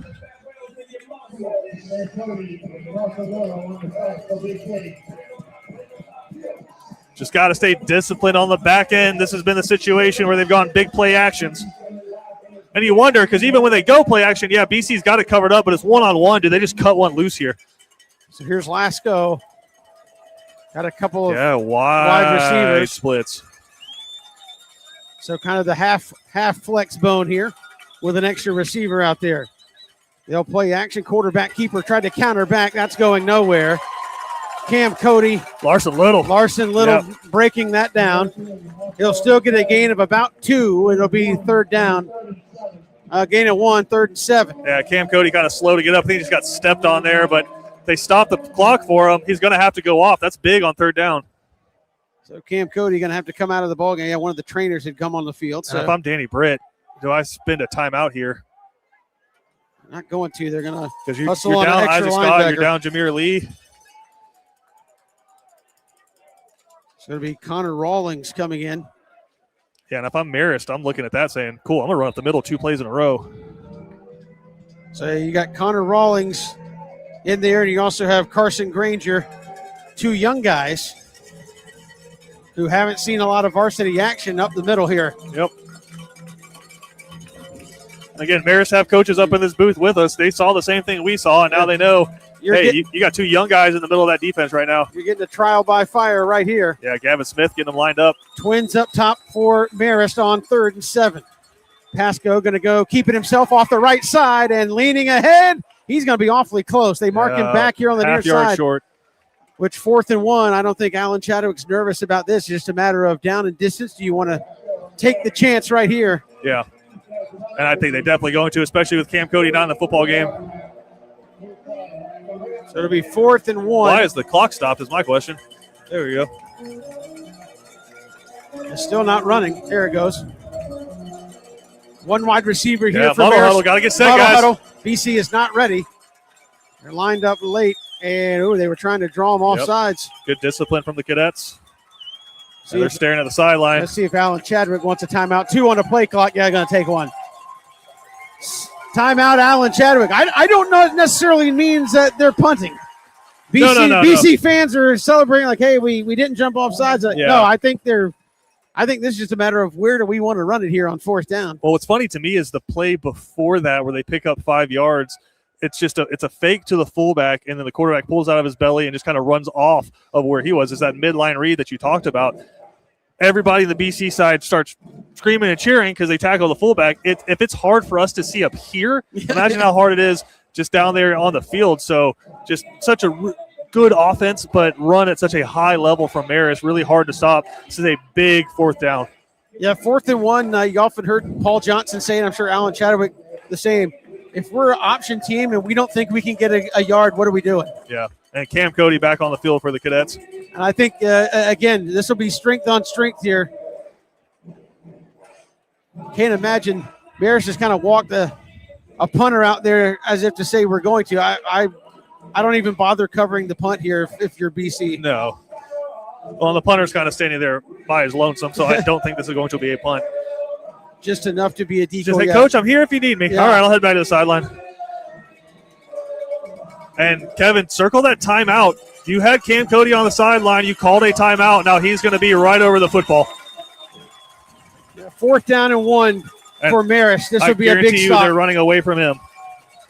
BC's got everybody up there close. Here's the snap. They're going to give it straight ahead. Lasco, he got turned back. I think he's going to have it by the nose of the football. They're going to measure. Danny Britt saying, measure this thing. He is out on the field. BC says they stopped him short. It that's is first down by a right. football. I thought he got the nose over.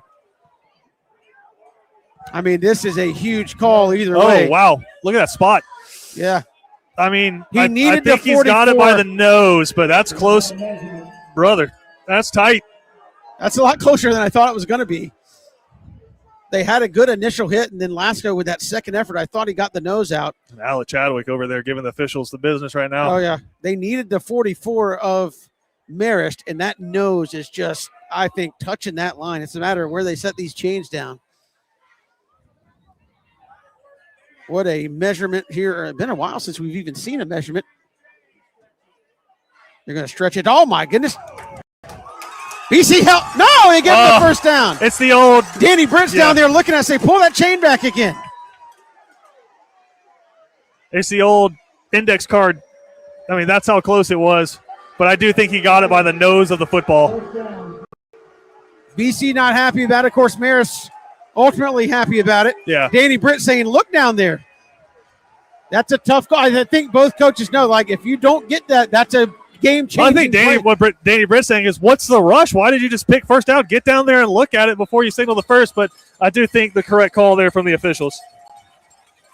So 1st and 10 here for Marist. And here's Lasco. He'll roll out here to his right, looking. Wind up, throw, has a man thrown underneath. And it'll be incomplete to bring up 2nd down and 10. Yeah, like big play action right there, and just covered, locked up from the BC secondary. And the coaching staff for BC is screaming for a holding call because you had another stretchy jerseys, but LaDamian Guyton's jersey was about as stretchy as it gets right there. So, I mean, just holding the backside. But you went to a double X, is that what you're saying? Again, with these kind of offenses, misdirection, it's just going to happen. I mean, they're going to try to clip you. They're going to hold you. It's just you can't let that beat you. So 2nd down and 10. Here for Marist from their own 44-yard line. If I had to guess, this is going right up the middle. They kind of got an offset-looking bone here. Here's that was a busted play, and Lasco just falls down. because Big 55, Cam Cody, was swallowing him whole. He went to make the read. There was no running back there, Christian, and he's going to lose 2 yards, 3rd 12. Yeah, busted play. And again, they've been going to a can where it's just they get to the line with 2 plays and you kill one and go to the other one. If you feel like you have a better option right there, I just don't know if the whole team got the call that time. And really, they're trying to run away from Cam Cody. And they feel like, hey, I know Guyton's over there, but 330 pounds, a whole lot harder to run at than 240 pounds. So 4 wide here for Marist on 3rd and 12 from their own 42. Lasco takes a shotgun snap, looking. Pressure, they run a midline screen, and BC reads it well. 2 yards on the completion. That was Rasheem Jackson with the tackle. He brings down the running back. That's going to be Owen Hare. And it'll be 4th down, and Marist going to punt, but a kind of midline screen there, Christian. Yeah. And BC snuffed that out well. Yeah, and a great job there by the linebackers. The defensive line kind of blew by and we're getting after the quarterback, but you had dropped into zone coverage, and your 2 inside linebackers, Jaden Houston and Larson Little, just sitting there watching the back, did a great job flying, and about a yard on that screenplay, if that. So 4th down, BC got 2 deep safeties back at the 25-yard line. Here's the snap. Kick is a high hanging punt. Fair catch going to be called for at the 19. And that's where BC will take over. So defense gets off the field. Now offense, their turn to go to work with 5:46 to go here before the half. Yeah, in this second quarter, a little bit more of what we expected. Defense is kind of standing tall and clock working. I mean, already half of the quarter gone there, and Marist has held it for a majority of that. For BC, it's been Stephen Cannon's legs on the scramble and then some really big passes over the middle. Outside of that, Marist has done a good job since that first long run of really shutting down the BC run game. And certainly with their offense, they understand leverage and trying to hold the edge. Lying. And they've been guessing right, too. They've just been calling really hard slant calls. Wonder when Stephen Cannon pulls one of these. Here's the snap. Cannon going to counter give. That's how you do it. Back to the inside and across the 30, a 1st down for Stanley Smart. They faked the jet to Aaron Mallard, came back with Stanley Smart, and that's a BC Brothers moving the chains, 1st down. Yeah, when you have a team guessing like they're guessing right now, you got to go counter against the grain, and you do it right there. Really good play call from A.J. DePhillips. And, again, we talked about it. Goal number 1, get a 1st down so your defense gets a chance to rest. Now you're in your full offense right here. 4 wide for Stephen Cannon here on 1st down. They've brought in Karan Hall at wide receiver. Yeah, and A.J. DePhillips up there just looking at the defense counting. You've got 2-on-2 at the top. Looks like they're bringing a linebacker blitz. Here's the snap to Cannon. Play action out in the just a bad throw by Stephen that time. I don't know if he lost the grip, had Aaron Mallard on a little bubble screen and just short hopped it out there, incomplete. It'll be 2nd and 10. Yeah, he just pulled the string on that one a little bit. But I love the play call. And again, A.J. DePhillips just sitting up in the booth counting Marist players, and he had 2-on-2 right there. Felt like he had an easy 8-9 yards right there. Just pulled the string on it a little bit. Now BC going to go back under center. You got Bubba Frazier manned up on the outside. 1-on-1. As BC goes to the flex. 1-on-1. Oh, and Marist is walking guys up. They'll counter back here to the near side, and that's going to get maybe 2 yards to Josh Washington. And, again, you got to block him long enough to let him break free, but it was man coverage on Bubba Frazier out there. It'll be 3rd down and 9. And Marist kind of old school. You got a bunch of different numbers that play both ways, but if I got Bubba Frazier matched up one-on-one with a dude that wears 80, I think I'm cutting that joker loose.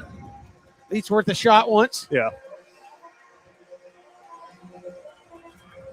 Bubba will be here on the near sideline on 3rd and 9. Trips up top of the formation to the wide side. Here's the snap. Cannon looking. Going to tuck it himself. Has room up the middle. Across the 40, 45, 50 into Marist territory. Still running. Cuts back on a block on the 45, 40. On the far sideline, 35, and a run out of bounds at the 30-yard line. Gain of 40 yards for Stephen Cannon on 3rd down, and they'll move the chains, and that's just, again, it's on the 4x100 state championship team and showed off that speed again. Yeah, and really looked like it was going to be a 1st down, 12, 13-yard gain, and then busted into the secondary, and he was making guys look silly out there, but just great play call, and BC just consistently able to pick up these 3rd and longs. So 1st and 10 from the Marist. They're going to say he went out at the 31. And here's the give. Straight ahead, Stanley Smart. Bust off the right side. Spins out of a tackle. Still on his feet. Still working. Breast to 25, 20, 15. Pushes a stiff arm out of bounds at the 10. And a big gain for Stanley Smart. And you're going to get a personal foul on Stanley Smart. So it's going to be a first down, but really this is going to end up being about a gain of 5. And that was all Stanley Smart, just running through people. But what you cannot do when you're celebrating is turn around and look at a guy on the other team and talk to them. And that's what Stanley did. So it's going to be a penalty on Stanley Smart. Bubba Frazier doing a good job because getting Stanley Smart away from the officials right now. So it's still going to be a first down for the Cadets, but they're going to go from the end of the play and back BC up 15 yards. And again, just jaw-jacking, and you just can't do it at somebody. Yeah, Stanley Smart frustrated at that. And maybe the officials thought he said something. He doesn't think he did. I don't know, but and they're going to call two penalties at the end of the play. They called a face mask on Stanley Smart, and it was with the stiff arm. Maybe he grabbed hold. Yeah. So they're going to mark it from where the penalty was. So really, it's going to end up being about a plus 5 yards for BC. You're going to be first down and 5. Yeah. Well, it was post-play. This should be 1st and 10 from the 25, right? Yeah, so But it's 1st and 5. Yeah. They need the 20. Steven, an empty backfield. He's going to keep it himself. He'll plow ahead and still driving, and he'll stay on his feet, bust out of a tackle at 20, 15, 10, 5, Cannon reaching! Touchdown! Steven Cannon, what effort! A 25-yard touchdown run by the future Red Raider, and the Cadets take a 2-touchdown lead here late in the second. Yeah, it's been broken tackles on this drive, man, and you just feel like the War Eagles getting a little worn down. They did such a good job during the middle to latter part of the first quarter, early into the second quarter, of really wrapping up in the run game. But that's why you're stubborn with the run game, even when it's not working. And Stephen Cannon, Stanley Smart, Aaron Mallard just bouncing off of Marist players right now. And that time, Stephen Cannon showed why he's such a highly touted, highly coveted quarterback right there, able to muscle his way into the end zone. Point after by Parker Lewis, right through there, and good. 21-7, Cadets out in front with 4:12 to go here in the quarter. This is Cadet football presented by Cash and Carry. Want to make some extra cash just by sitting on your couch? At Cash and Carry in Savannah, Georgia, we buy any car, no matter the condition, and take it right off the road. Just visit the link, enter your car details, and get an instant offer. Cash and Carry, turning cars into cash without leaving your couch.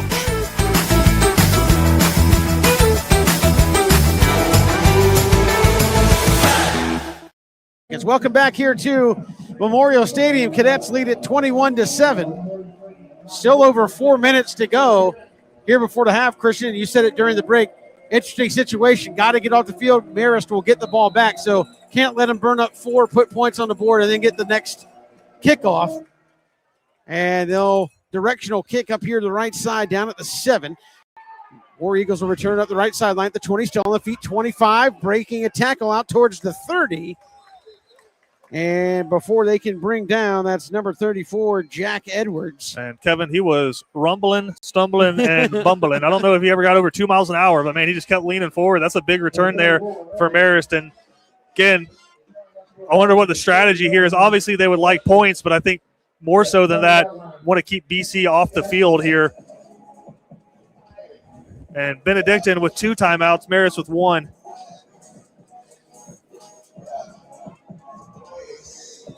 So 1st and 10 from the 30. As Lasco brings him out, they'll put a receiver to either side, about 2/3 of a flex bone behind him. Yeah, there they go to the check. Lasco's got the protection down, and now the snap. They'll give a quarterback keeper, tries to go off the right side, and LaDamian Guyton just, that was Houston. Brought the lumber after a 2-yard gain. It'll bring up 2nd and 8. Yeah, good job just staying disciplined and just washing things down right there, and just a good job making a pile from those front 3. And Carson Granger doing an excellent job tonight in his first start. Just getting in there. You see his knees. It's hard to get grass stains on a turf field, but he's got them. Just in there, it stinks. It's not fun, but he's in there battling. So 2nd down, call it 8 here for Marist. Yeah, they're in no hurry right now. And they'll check back with the near sideline. Clock continues to roll here as they go back under center. Lasco will keep it himself up the right side. They're going to let the quarterback run it. And what a tackle in the open field. And that is Mekhi Williams. Williams. And that was disciplined football. You stayed with the pitch man and we're just going to let the quarterback take it. And Mekhi took him down the open field. And a timeout BC. They want the football back. This will be 3rd down and 4 for Marist coming up out of this timeout. BC sideline because Mekhi got stiff-armed in the face, was kind of yelling, hey, that's a face mask on our guy. Why isn't that a face mask on theirs? But I think just a good tough run from the quarterback right there. Just a better tackle from Mekhi. And I'll say this, he's taken some hits in the first half. And you just don't want to do that for too long. I know that's just kind of the life of a triple option quarterback, but Lasco, man, he's gone up slow a couple of times and still got 2 quarters of football to play. Cadets flying to the football. A couple of comments there in the chat. No video tonight. GHSA prohibits us once you get to the semifinals. They have other arrangements. So, you know, Kevin, we got faces made for radio. We do. So this is perfect.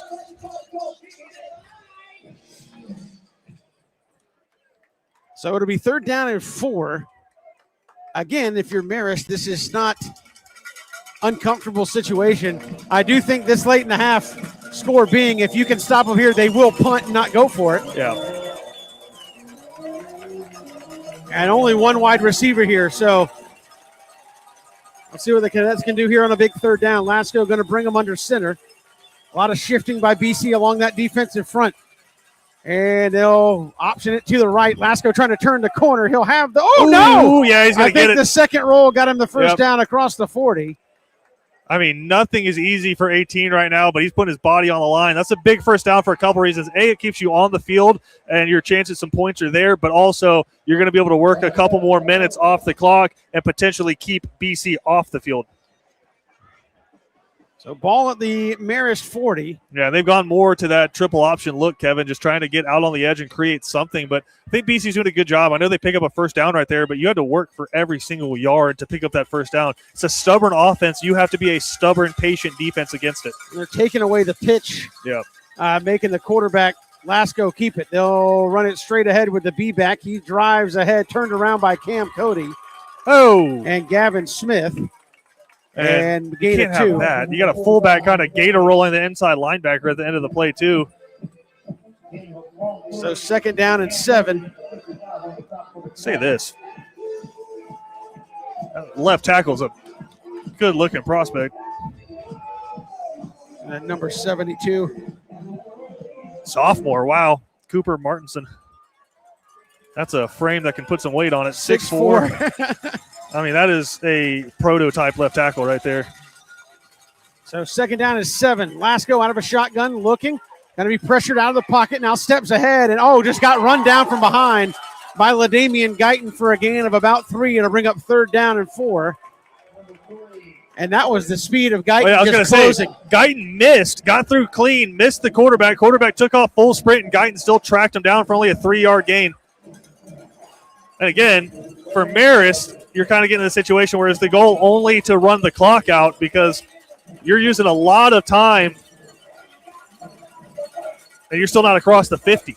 And you got a heck of a kicker. Kicked a game-winning field goal last week against North Oconee. He's banged some tonight. 3rd down. They're going to work out of the shotgun. Yeah, they're going to go trips here. Trips to the left. They'll motion the back out to the left as well. Lasco looking, throws back underneath, a little underneath screen. And that's going to be enough for the first down by about 2 yards. But again, it's 4 and 5 yards in a chunk. Yeah. Inside a minute to go here as they move the chains in BC territory at the 48. Flag also after the play. This could be significant. They roughed the quarterback. So roughing the quarterback. Actually, did he do that? He did the double like intentional grounding, but it was roughing the quarterback. So now you have 57 seconds left and the ball at potentially the 35 or 32 from where this one was marked. That's big. You just got some points right there. At least you feel like it. Yeah. You got a heck of a kicker. That's at the 33-yard line, so way down there. And still a minute. Only one timeout for one timeout for either team at this point. And we talked about this earlier. Really, penalties and turnovers keeping Marist in the football game right now. 4 receivers for the War Eagles. Twins either side. They got it back to the right of Lasco here on first down. Lasco looking, takes a throw towards the end zone. He's got a man tipped away. That's JoJo. Nicely played. JoJo Sutton in the end zone. And had to put a lot of air under it. JoJo with a chance to recover and knock it down. Yeah, I'll say this. It started, Guyton got pressure, so the quarterback couldn't step into it. That ball kind of floated, but how many times have we seen that when you're in phase with the receiver, ball gets underthrown, and it's a pass interference? JoJo did a great job playing the football right there and got a hand on it. He had a better position on it than the wide receiver. So second down at 10 from the 34 of BC. And, Kevin, how many times have we seen this BC defense and this BC secondary in this exact situation come up with a giant interception? Marist out of a shotgun again here. 43 seconds to go in the half. Here's the snap. Lasco looking, throws his false start. Running back was not paying attention, but I think this is going to cost the Eagles 5 yards. And that's significant because I think you're outside of field goal range now. And the Cadets know you got to pass. Yep. That means 55-3 can pin their ears back.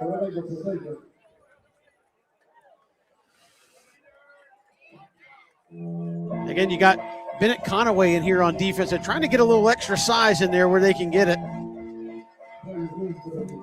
So your defensive line is Conaway, Cam Cody, Gavin Smith, and LaDamian Guyton. And give those guys credit. They've played basically every snap getting out there. So, hey, we only got so many quarters left in our high school career. We're going to get after it. Trips to the left for Marist. Here's the snap. Lasco, they're going to give it to the running back and get down to the 35. And that was a give to Owen Hare. And they're just going to let that clock run. Inside 30 seconds. It's 3rd and 10. This would be, a 52-yarder? Yeah, I think they're going to try to gap BC one more time and then maybe try a field goal. So here's Lasco. I don't know. They're going to get this off.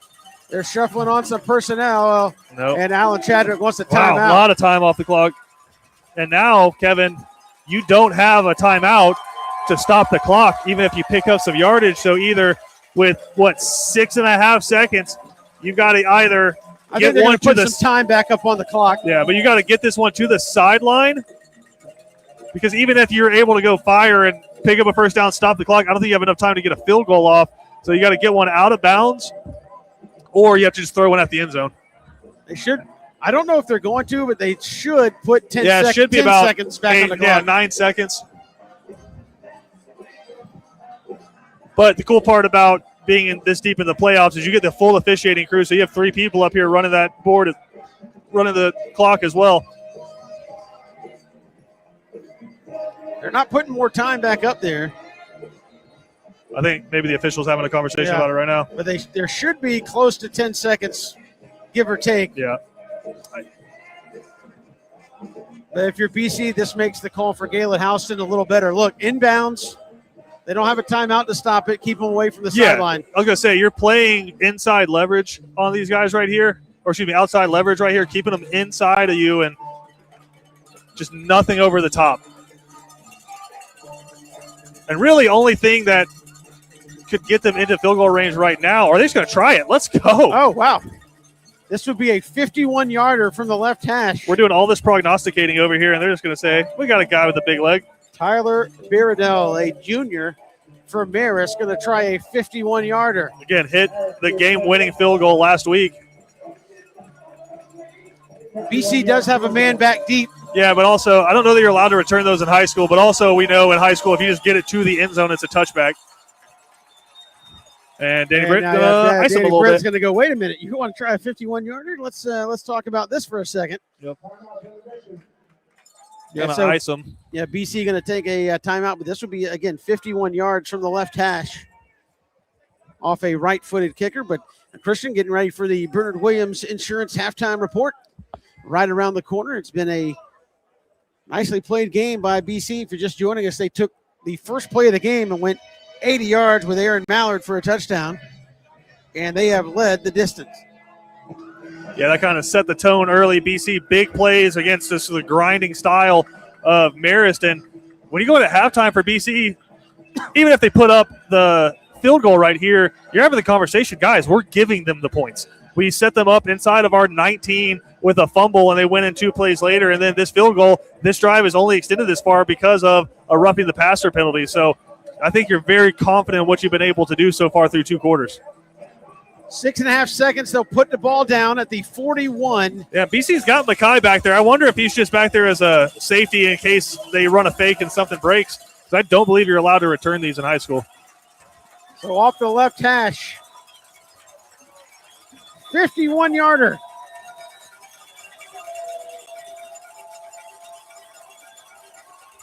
Here's the snap. The hold gets down. The kick is up. It is got a lot of distance. Wow. And wow, plenty of distance from 51 and good. And it's 21-10. Good Lord. Kevin, is he available for the Falcons? And Marist will get the football to start the second half. Still 1.3 left. And Christian, I will bring this up here quickly, but has Bubba Frazier touched the football this half?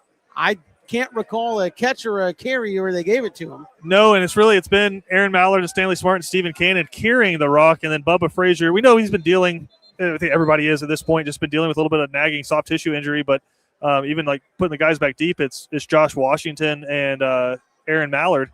So I think Bubba Frazier, it's break glass in case of emergency right now. So 21-10, Cadets lead. If the score was the other way, Kevin, I think Bubba Frazier would be seeing a little more touches.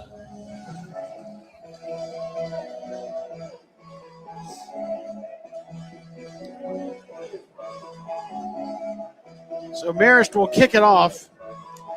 And with no timeouts, only 1.3 seconds, if you're Marist, you just need to kick it far enough so Stephen Cannon can't throw one into the end zone. Yeah, well, if he hits another one like this, it's going to end up in Effingham.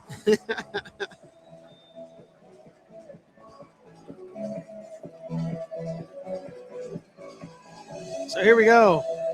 Or do you squib it just to get the time off? Oh, they're going to drive it and into the end zone. So the Cadets will get a play here with a minute with a 1.3 seconds. And again, this is where it's interesting. Maybe you run something base, but something basic busted for 80 yards to start the game. Just a screen pass, something underneath, because you've been breaking tackles. Or does BC just go out there, hand it off? And we did all that prognosticating about how Marist needed to pick up more yards and then just bang a 51-yarder. Now we're going to talk about the trick plays BC can run, and they're probably just going to hand this football off and get into the half. Yeah, victory formation for BC, so they're just going to kneel on it and take an 11-point lead into the locker room. Yeah, Cannon will touch a knee up, and we'll head to the locker room. Cadets lead it by 11. As they head to the south end, we'll come back. The Bernard Williams Insurance halftime report on the way. This is Cadet Football on Watch BC Sports.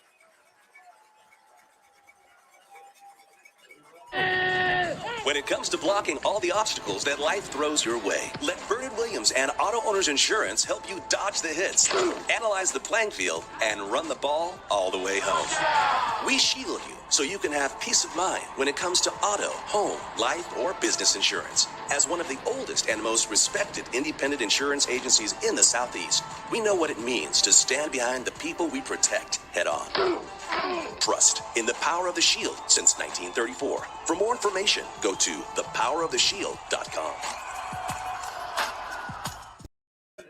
Welcome back. It is the Bernard Williams Insurance halftime report. Again, big thanks to Bernard Williams, who has been with us all season long and several years now, covering high school football and Benedictine football in particular here. Good to have them along here with us. But at the half, Cadets take the opening kick, get it at the 20. One play later, Aaron Mallard, 80 yards, and 12 seconds into the game, you're up 7-0. Stanley Smart then answers with a touchdown of his own after a fumble, and Marist scored to tie it at 7. The next drive, BC goes 81 yards in a more methodical fashion. Stanley Smart caps it off with a 20-yard touchdown run, and then Stephen Cannon with a 25-yard touchdown run to put BC up 21-7 with about 4.5 minutes left to go in the third. And then Marist goes 4.5 minutes, about 40 yards, and drops in a 51-yard field goal. And we're at the half, 21-10. Yeah, Kevin, and some positives, obviously, for BC. I think the passing game has really woken up, and it feels like that was going to be the case because Marist feels like with their defensive line, they can really challenge you up front. So BC hitting some big passes right now, but also defensively, I think not trying to do too much. And I think after the first couple of drives, they really settled down and have just really been playing their gaps, wrapping up, making tackles. And, yeah, they're going to pick up 3-4 yards at a time. You just have to take advantage of when they don't pick up anything and keep them behind the stick. So some positives, some stuff that you're excited about but don't necessarily want to keep doing, such as just living in 3rd and long. You were able to pick it up a bunch in the first half, and specifically on the last 2 touchdown drives, just stalling out on 1st down, either missing something or getting a penalty on 2nd down, and then pulling something out of the hat on 3rd down. So BC is living like that right now. Want to get in there at halftime and say, hey, what's worked? What can we consistently rely on for 5 or 6 yards at a time to stay in front of the sticks? Because we talk about Marist doing this all the time, Kevin. Feel like BC wants to come out in the second half, score one more time, and then start bleeding the clock out because Marist would be in a really uncomfortable situation. But again, really consistent defense from the Cadets thus far. Only touchdown he gave up. You gave him a 19-yard field right there after a turnover. Outside of that, really haven't been able to move the ball on you, and then offensively think you found something there that you feel comfortable in the passing game. Going to need that again in the second half because they're going to be loading up to stop the run. I was going to say both teams really running the quarterback a lot. I know you can say BC's more by design. Marist is, well, that's what they're giving us. Yeah. But it's been keep an eye on the quarterback. Interesting, Christian, how BC has kind of played this. It seems like they're willing to let Lasco run the football. They've really done a concerted effort, take away the dive, take away the pitch. Right. And we'll let Lasco go 3, 4, 5 yards around the edge and lay a hit on him, and we'll take our chances with that. And so far, that's been a winning strategy defensively. Yeah, and I think just crashing the middle, they're just not going to let Marist beat them 8-9 yards up the middle every time. They're going to have to do it on the edge, and I think BC feels very confident with their athletes on the edge that they can match up well in those one-on-one situations. We saw Mackay make some big tackles. Amari Burst has gotten up there, and then the biggest thing I think in the first half was Marist relies on a couple times a game you just busting a coverage, and they could pop one over the top for you on a play action.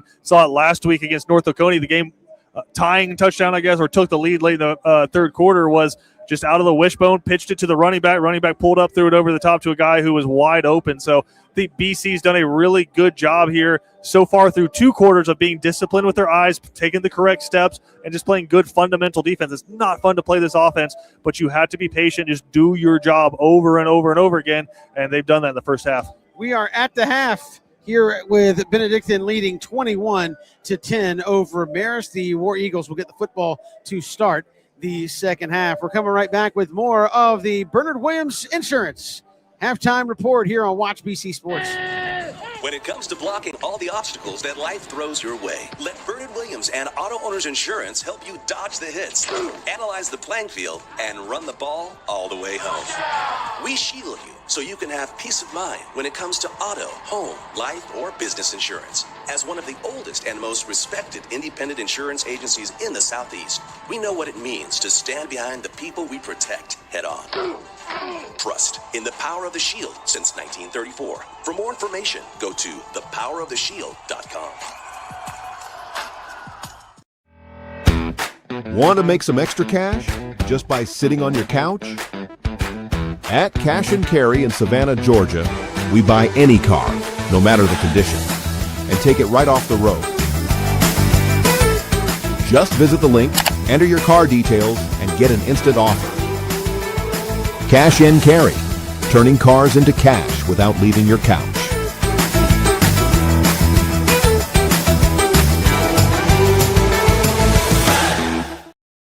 Plan your hunting getaway and escape to experience the beauty of Mossy Pond. Our diverse property right here in Pierce County allows you to enjoy various types of hunts, including plantation-style quail, hog, pheasant, and flooded timber-style duck hunts, all within 24 hours. At the center of it all, experience scenic, rustic, beautiful, and inviting amenities like luxury lodging, our first-class pro shop, fine dining, and the perfect event space. Book now and see why Mossy Pond Lodge is Georgia's premier hunting paradise.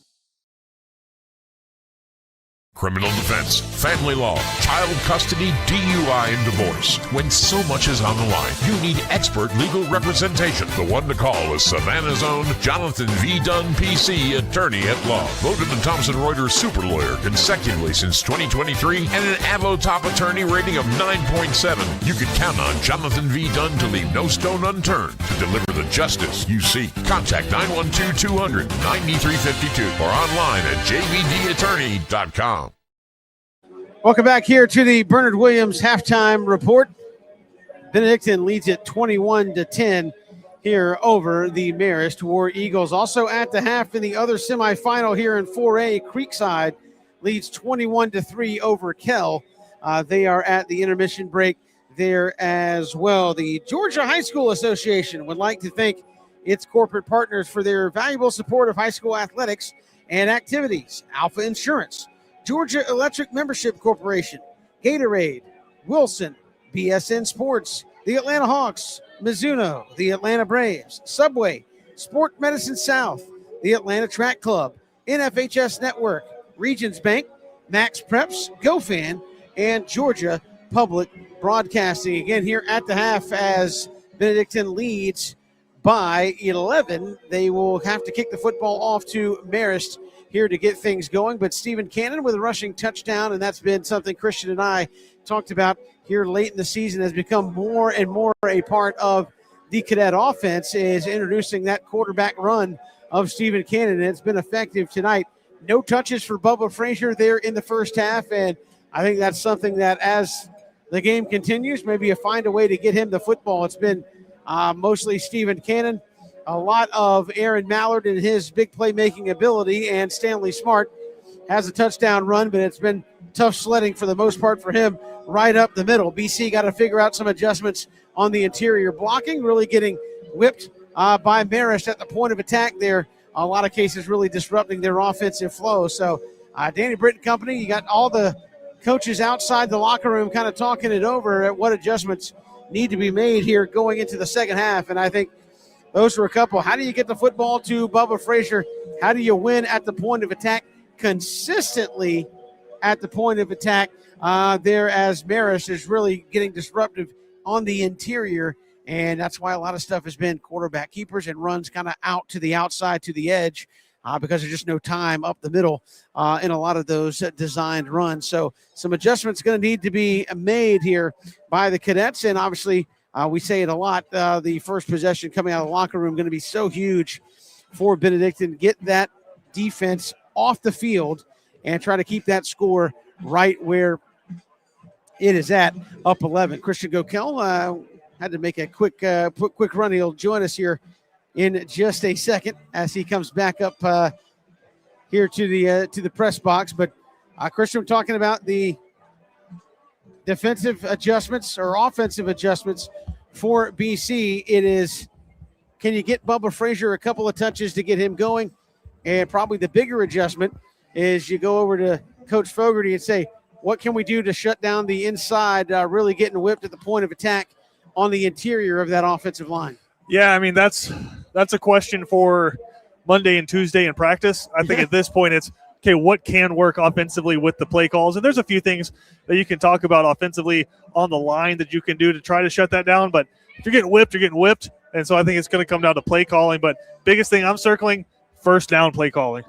Yeah, don't get behind the chains too early and try to play. I mean, you've been good on third down tonight, but again, against a quality football team in Marist, when you're 3rd and 9, 3rd and 11, is that something you feel like for the next 2 quarters we can consistently pick up here and there? Also, we say it every week, and now that you're back with us, first possession of the second half, so huge, but I think extra crucial, one, because you see how Marist has to methodically move the football to score. 2, keep them at arm's length, play from ahead, as we mentioned in the pregame, and keep them where they can't go 8 minutes and beat you at the end of a ball game. Get off the field and let the offense make a little something happen. I think for Marist, right now with the score the way it is, they're going to come out and they still have their full offense, full game plan that they can go to right now. If you're BC, you can somehow get a stop and put another touchdown on the board, make this a 3-score game, then that forces them, just with the time left on the clock, to really get outside of themselves. So this first drive is going to be crucial, and Marist is in there looking at the huddle tape saying, okay, what worked in the first half? And I think what worked was just, hey, run away from 55, because that just is shut down on that side of the football right now. But really the midline I thought worked well, where BC's crashing really hard on that fullback. At the quarterback, you just might have to look at him and say, brother, you're about to get 30 carries in the second half, and we got an ice bath waiting for you, but there's a chance for Atlanta on the line right here, because outside of that, really haven't been able to do anything offensively. It's been the quarterback's legs and a couple of busts on the fullback gut. I think BC's kind of tightened that up. But this first drive right here, you just have to go to what works, try to get it back to a one-score game, and then hope your defense can stand up. For BC, if you can do the opposite, if you can get that stop right here and then go put some more points on the board, you put Marist in a really, really tough spot. Yeah, the pass game has been really non-existent for Marist, and they had to throw it a little bit more there at the end of the half than maybe they would normally like to. But good coverage by BC.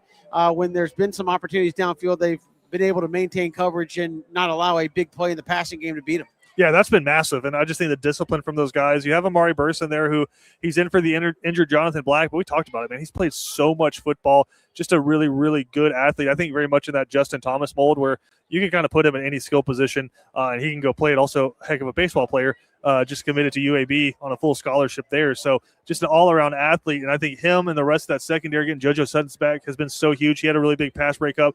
Makai Williams and Wyatt Esterbrook, it's been quiet for the most part, but that's by design. It's because they're doing their job, and Makai flew up and made a really big hit. Wyatt's kind of been in the box a little bit more as that box safety for you, but just those four guys have been wonderful. And then I think the inside linebackers have played really good as well. With you have three guys there right now having to step in and play just with the style of defense that you're running. So across the board, think a really good first half defensively.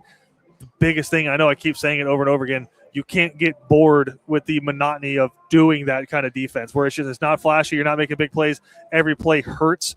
You just can't be the team that kind of buckles first, because that's what they're relying on. You have to keep delivering the blows, going out there, getting off the field. You got to do it for 24 more minutes, man. You just got to suck it up and go. We are at the half, the Bernard Williams halftime report. Cadets up by 11. We're coming right back here on Watch BC Sports. Cool Vibes Pizza and Wings is one of Savannah's most popular. Could be the New York style pizza, or the pasta, or sandwiches, or wings. Whatever you choose, Cool Vibes has their own unique style. Check them out at 4501 Montgomery Street, Savannah. Criminal defense, family law, child custody, DUI, and divorce. When so much is on the line, you need expert legal representation. The one to call is Savannah's own Jonathan V. Dunn, PC, attorney at law. Voted the Thomson Reuters super lawyer consecutively since 2023 and an Avo top attorney rating of 9.7. You can count on Jonathan V. Dunn to leave no stone unturned to deliver the justice you seek. Contact 912-200-9352 or online at jvdattorney.com. BC Brothers Moving is Savannah's most trusted moving service. From residential to commercial to packing supplies, BC Brothers does it all. Let BC Brothers' energetic, trustworthy team wrap it, pack it, and move it for you. Check out BC Brothers online at bcbrothersmoving.com or give them a like. As the world's largest lifestyle retailer of recreational boats and yachts, MarineMax is dedicated to connecting people with life-changing experiences on the water. More than just a boat retailer, MarineMax offers a complete range of services. 3518 Old Tybee Road, Thunderbolt, and online at marinemax.com.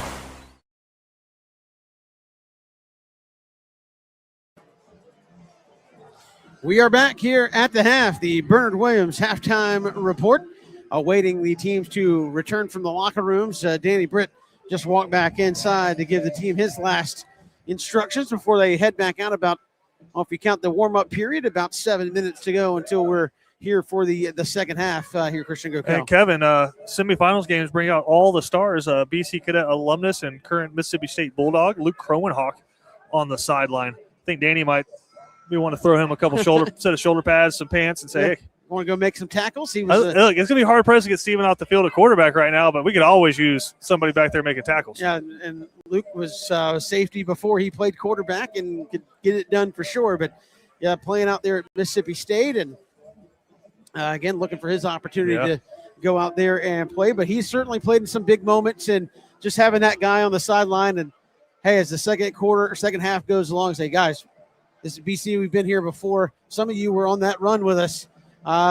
finish this thing and move on. So I think that's one of those things where first drive going to be so huge, and you feel like BC offensively is spitting and sputtering a little bit, but playing with confidence in the play calling. Like AJ DePhillips, hey, it's 3rd and long. We're going to put Steven's arm on the table and let him wing it, and he's been able to come up with some big throws. Yeah, and I think that Aaron Mallard touchdown to start is really kind of looming large right now because he broke a big tackle where it could have been a 14-yard gain to start, and cool. Marist feels like, hey, we can go out there and get a stop after that. But the fact he busted that tackle and was able to put the points on the board really set the tone there in the first half, and BC's kind of keeping Marist at arm's length ever since. And I think this is the best game Stephen Cannon's maybe ever played thus far through 2 quarters. I know it sounds hyperbolic, but I think that's absolutely the case. So somebody's got the hurricane horn over there.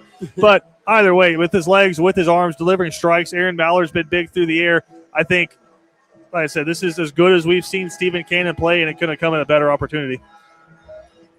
We are counting you down towards the second half. Cadets have yet to emerge from the locker room. So Danny Britt kind of giving those last-minute instructions. Marist has come back out. You still got the warm-up period, and I think the Cadets – here comes Coach Britt. So I think the Cadets getting ready to return to the field themselves. But, Christian, you know you're going to kick it off. And, again, if you've had a big series all season long, it's Galen Housen and the defense know, hey, whatever happens right now sets the tone for the whole second half. 100%. And you've got to come out and just do what you were doing in the first half. Do your job. I think running the alleys was a really big part there. Mekhi Williams talked about, made a big tackle. Houston, Little, do your job, wrap up, make tackles. And if they're going to score, make them earn it 3 yards at a time. And they're comfortable doing that, but you got to make them do it. Don't let them bust one and stay disciplined in the secondary. I think Coach Houston has done such an unbelievable job with his defense all year. Not a fun offense to play, but through the first 2 quarters, you've handled it well. We're at the half. Cadets lead it by 11. We are coming right back here on the Bernard Williams halftime report here on Watch BC Sports. When it comes to blocking all the obstacles that life throws your way, let Bernard Williams and Auto Owners Insurance help you dodge the hits, analyze the playing field, and run the ball all the way home. We shield you so you can have peace of mind when it comes to auto, home, life, or business insurance. As one of the oldest and most respected independent insurance agencies in the Southeast, we know what it means to stand behind the people we protect head on. Trust in the power of the shield since 1934. For more information, go to thepoweroftheshield.com.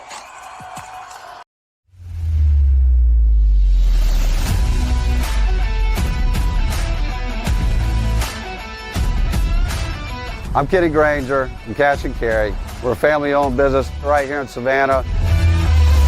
We have sections of vehicles that really make it all simple. You'll get a printout of where the vehicle's at, the color of the vehicle. We really want them to be able to come in the yard and find out right where they need to be. The average savings would be at least 70, 80, could be even 90% compared to original manufactured parts. So you can come to a place like Cash and Carry and find the parts that you need at an extremely reasonable price. We'd love for you to come check us out.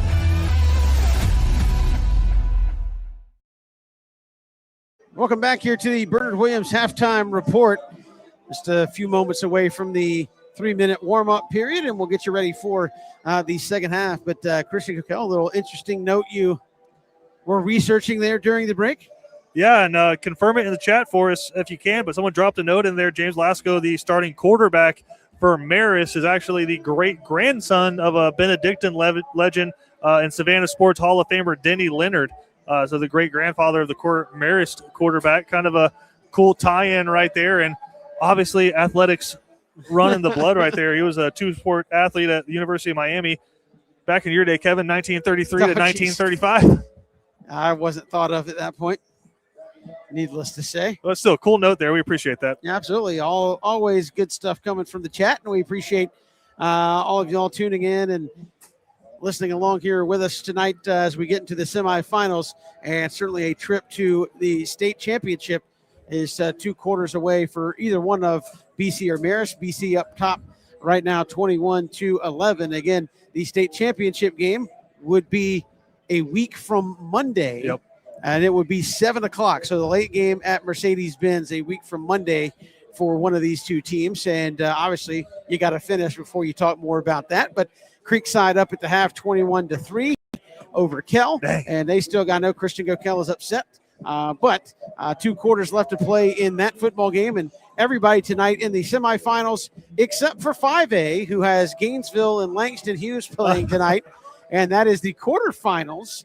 They will then play the semis next week, and then they move the 5A championship to the last day of the 3-day window for the state championships at Mercedes-Benz, so that whoever plays there could still get a modicum of rest and get it in. They need to carve and engrave the Emmy for our friend John Nelson from GPB Sports for the segment he did recapping that, because off the dome, he said, hey, let me just recap for you what's going to happen in 5A, and laid it out perfectly. So go ahead and give him the Emmy, because he does a wonderful job, but that was impressive in what's been a ridiculous situation in that Gainesville-Brunswick brawl.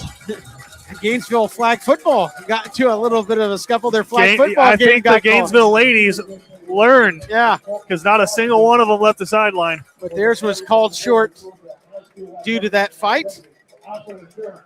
And I think every single football team next year across the state of Georgia is going to know, hey, stay on that sideline. Stay on the sideline. Both teams have returned to their sidelines after the warm-up period. Marist going to get this football first. And I believe they will work out of the north end zone.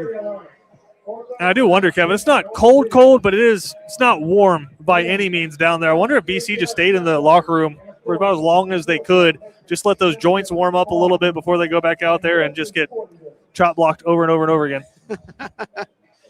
Not chop blocked. You know, they would never do that. Block. They would never do that.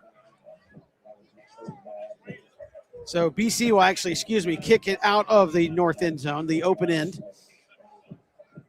I guess what breeze there is would be at their back just a little bit. And Marist will work out of the south end zone where the field house is contained, the open end of the stadium, if you will, is the north end zone. And it will be John Brenton doing the kicking here for BC. Yeah, shout out to Marist and their fan base, BC and their fan base.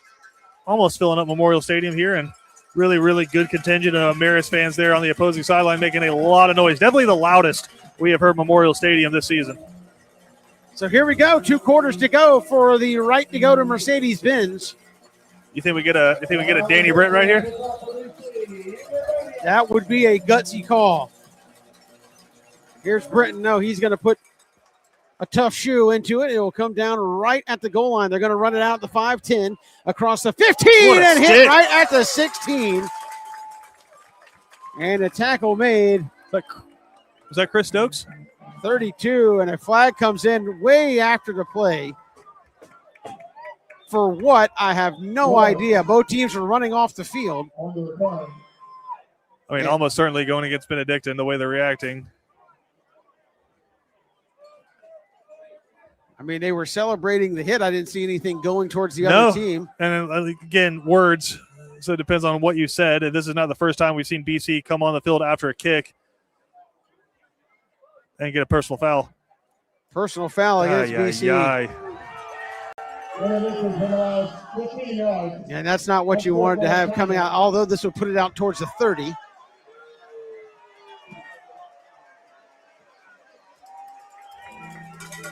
That's a whole lot different than the 15. And he had a great kick, great tackle, and it's just it had to be something someone said, and there's just certain words you can't say in front of an official, and someone said them. Just silly. Another personal foul on BC. So 1st and 10. Now Marist got everybody in tight in that flex bone.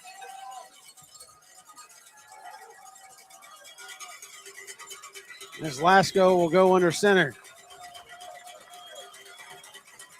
They'll run the toss sweep to the far sideline. They got it set up nicely. That's going to be a gain of 11 on 1st down. And didn't see the toss sweep run all first half there, Christian. So an adjustment by Allen Chadwick and Marist. Yeah, just doing something to get to the edge right there, and they had numerical advantage. Big job there, or good job there, by Marist. And obviously something we talked about. You have that chart, the game plan for the first series of the game. Went in there at halftime, came with another one right here. BC's going to have to make a play because Marist coming out punching. 1st and 10 out at the War Eagle 43-yard line.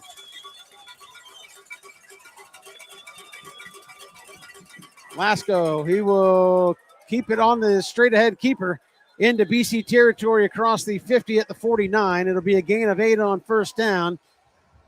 2nd and 2. Yeah, and going back to what they did well in the first half, and that one just the quarterback midline read. And for BC, you tackled the quarterback right there, but you got to wrap up. A couple of shoulder tackles, knock the quarterback to the ground. He can break those. Got to wrap up. So 2nd and short here for Marist. Again, it isn't tricky, it isn't flashy, but it's coming right at you. Under center, out of the flex bone. Nobody there. Busted play, and LaDamian Guyton tackles Lasco back at the Marist 49, a loss of 2. It'll be 3rd down and 4. I was going to say, that's a big play right there because you had 2nd and 2 and a busted play. Guyton just wraps up the quarterback, and now you're back to 3rd and 4. Again, not in nervous territory for Marist. You still feel like 4 yards you could do it, but going the wrong way. 2nd and 2, you felt uberly confident about. It looked like it was going to be another triple option right there, but again, just going the wrong way. Is there a worse feeling as a quarterback running option to turn to fake the give and there's nobody there? They'll run the toss here to the near side. BC trying to get it strung out. A broken tackle and out to the 50 to the 49 of BC. Much better job. They had it strung out, and that was Hare. Excuse me, that was 34. Jack Edwards. Yeah, 4th and 2 from the 49. They're going for it. I mean, I feel like you have to. And if, like you said, if you're a triple option team, got to feel like you can get 2 yards. But that was a great job by Houston that time. He wasn't going to make the tackle, but he sold his body out, getting in front of the guy who was lead blocking and let the rest of the guys get there and make the play. So hey, BC's got to get somebody up at the top of the field. 4th and 2. Lasco under center. Here's the snap. They'll give the little quarterback keeper, and that's awfully close, but I think he's going to have it. By a yard. And again, that's just the old QB follow play, Christian. You fake to the B-back and follow him right through the gap and move the chains. Yeah, and more of what we thought we were going to see from Marist. 2 first downs, 3 minutes off the clock, and they're just working their way down the field on the Cadets.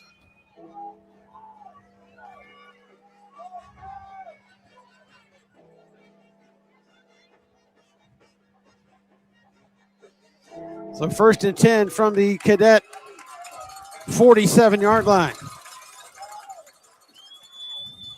Lasco will run it straight ahead. Oh, and it just popped right through there. That'll be a 1st down and more down to the BC 33-yard line. A gain of 15 on 1st down. And that's what we talked about. You just can't get frustrated. You have to keep doing your job. I know they've hit you on the edge a few times now, but got to stay disciplined on the inside. That time you bust a gap, and they pick up 15 yards straight down your throat. That was Jackson Cox running the football that time.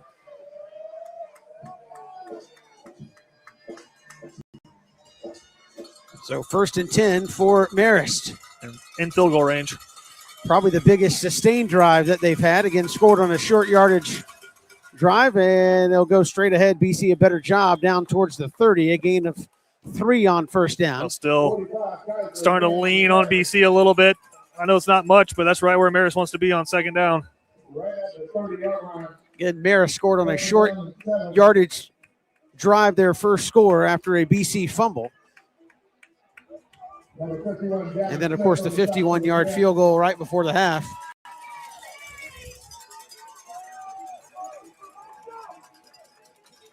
Got to bow your backs here if you're BC.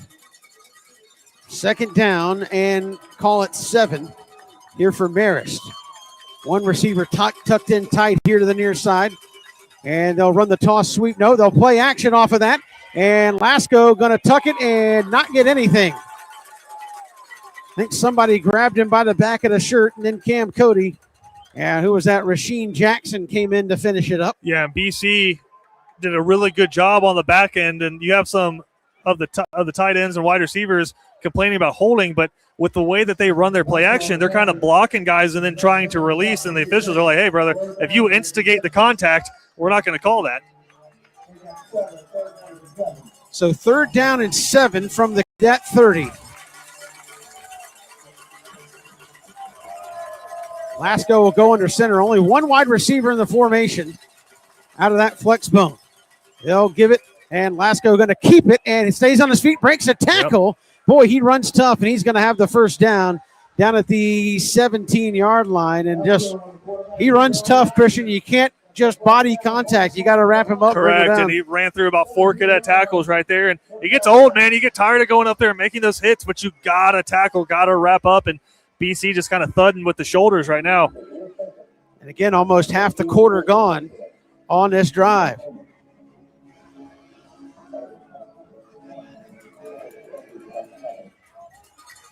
So 1st and 10 from the Cadet 17. Same formation for Marist. Lasco going to change, and did somebody move? Yep. Yes, they did. So Marist going to go behind the chains.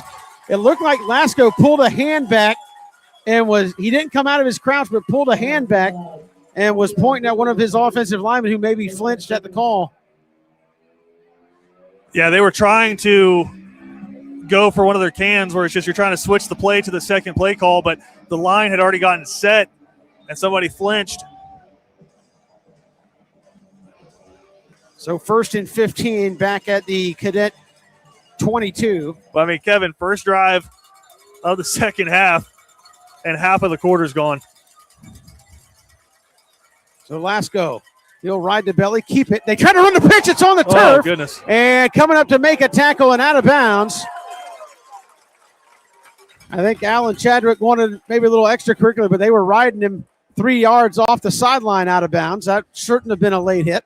Yeah, so you have the procedure penalty, and then that one bounces back. I mean, very fortunate that ball bounced right to the running back because Guyton hit the quarterback as he was trying to pitch, and that ball was on the ground. Gain of 4. It'll be 2nd down and 11. Here for Marist. They'll put one receiver wide here to the left. Cadets shifting around up front against that triple option. Quarterback keeper off the right side, goes straight ahead, takes so a pop.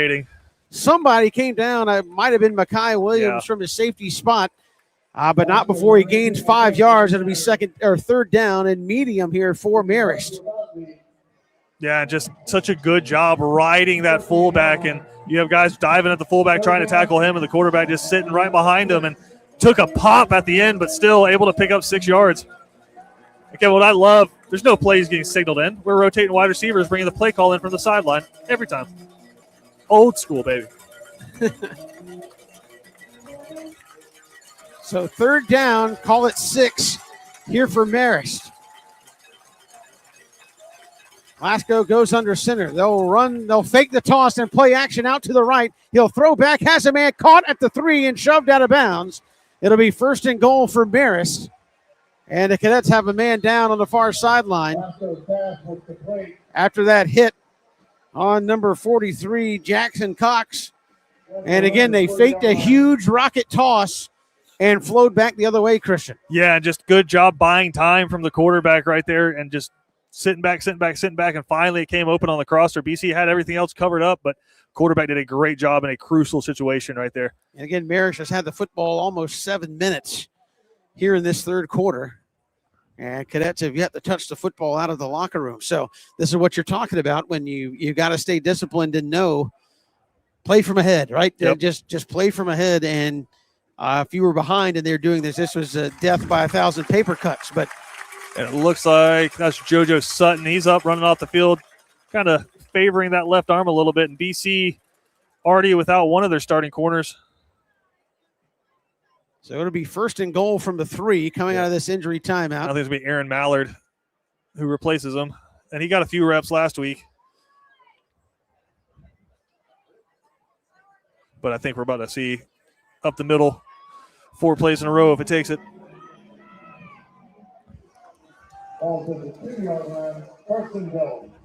Everybody packed in tight here for Marist. They go wishbone here on 1st and goal from the 3.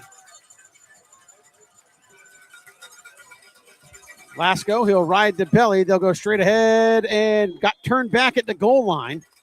So that was Houston who made the stop at the goal line, but it'll be 2nd and goal. Yeah, stuck the big fullback right there. But like I said, I wouldn't be surprised if we see that at least 3 more times if it takes. You got about a half a football to get to the end zone. So second down and goal, and again, now over 7 minutes on this drive for Marist.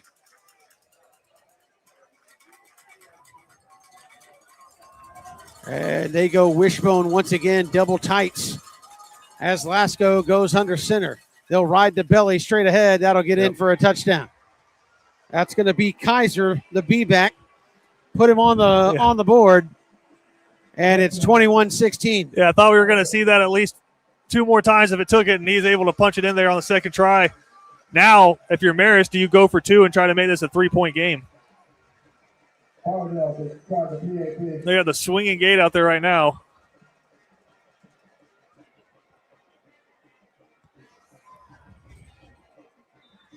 They're going to shift everybody in. 4 minutes and 27 seconds left to go in the third. Over 7.5 minutes on that drive by Marist. And now, as Christian said, important you get first downs on your possession. Here's the point after, and it's up and good. Marist opens the second half on a big drive. They close the gap, 21-17. We're coming right back. This is Cadets football, presented by Cash and Carry. Bowtie Barbecue Company at 6724 Waters Avenue in Savannah serves up barbecue both familiar and new, made by hand and made with love. Family friendly and relaxed, Bowtie takes great pride in the by hand preparation of high quality beef ribs, smoked chicken, pork spare ribs, and more. Come join the Bowtie family. Ask about our food truck and catering too. Bowtie Barbecue Company, Southern charm naturally. Look for them online at bowtiebarbecueco.com. Welcome back here to Memorial Stadium. War Eagles go right down the field. I say right down the field. They went in 7.5 minutes, but put points on the board. It's 21-17, and now all of a sudden you're ahead, but pressure on your offense not to go 3 and out here and try to put some points on the board. Yeah, Kevin, and again, biggest thing we talk about over and over again, pick up a first down. That's the number one goal. Let that defense get at least a little bit of rest, but they're down 4, but all the momentum's on Marist sideline right now. Here's a line driver. It's going to come down at the goal line. Well, Cadets are going to run it out at the 10, 15, across the 20, 25, and knocked around at the 26 on the return. And that was Aaron Mallard, and that's where the Cadets will take over, 1st and 10. Yeah, I guarantee Coach Chadwick wanted that one in the end zone because everybody's kind of holding their breath when Aaron Mallard gets it. He had a touchdown return wiped off the board last week, but just so explosive when he gets the football in his hands, and that time it was an ankle tackle that saved them from potentially another big return. So 1st and 10 here for the Cadets. They'll come out I formation. That's going to be Josh Washington, tail of that I. They'll give it straight ahead, Stanley Smart, and that was stood up and pushed back. Maybe lost a yard back to the 25. We talked about finding winners on first down, and right now it's not between the tackles. I mean, you are getting beat up from your center to your guard positions right now.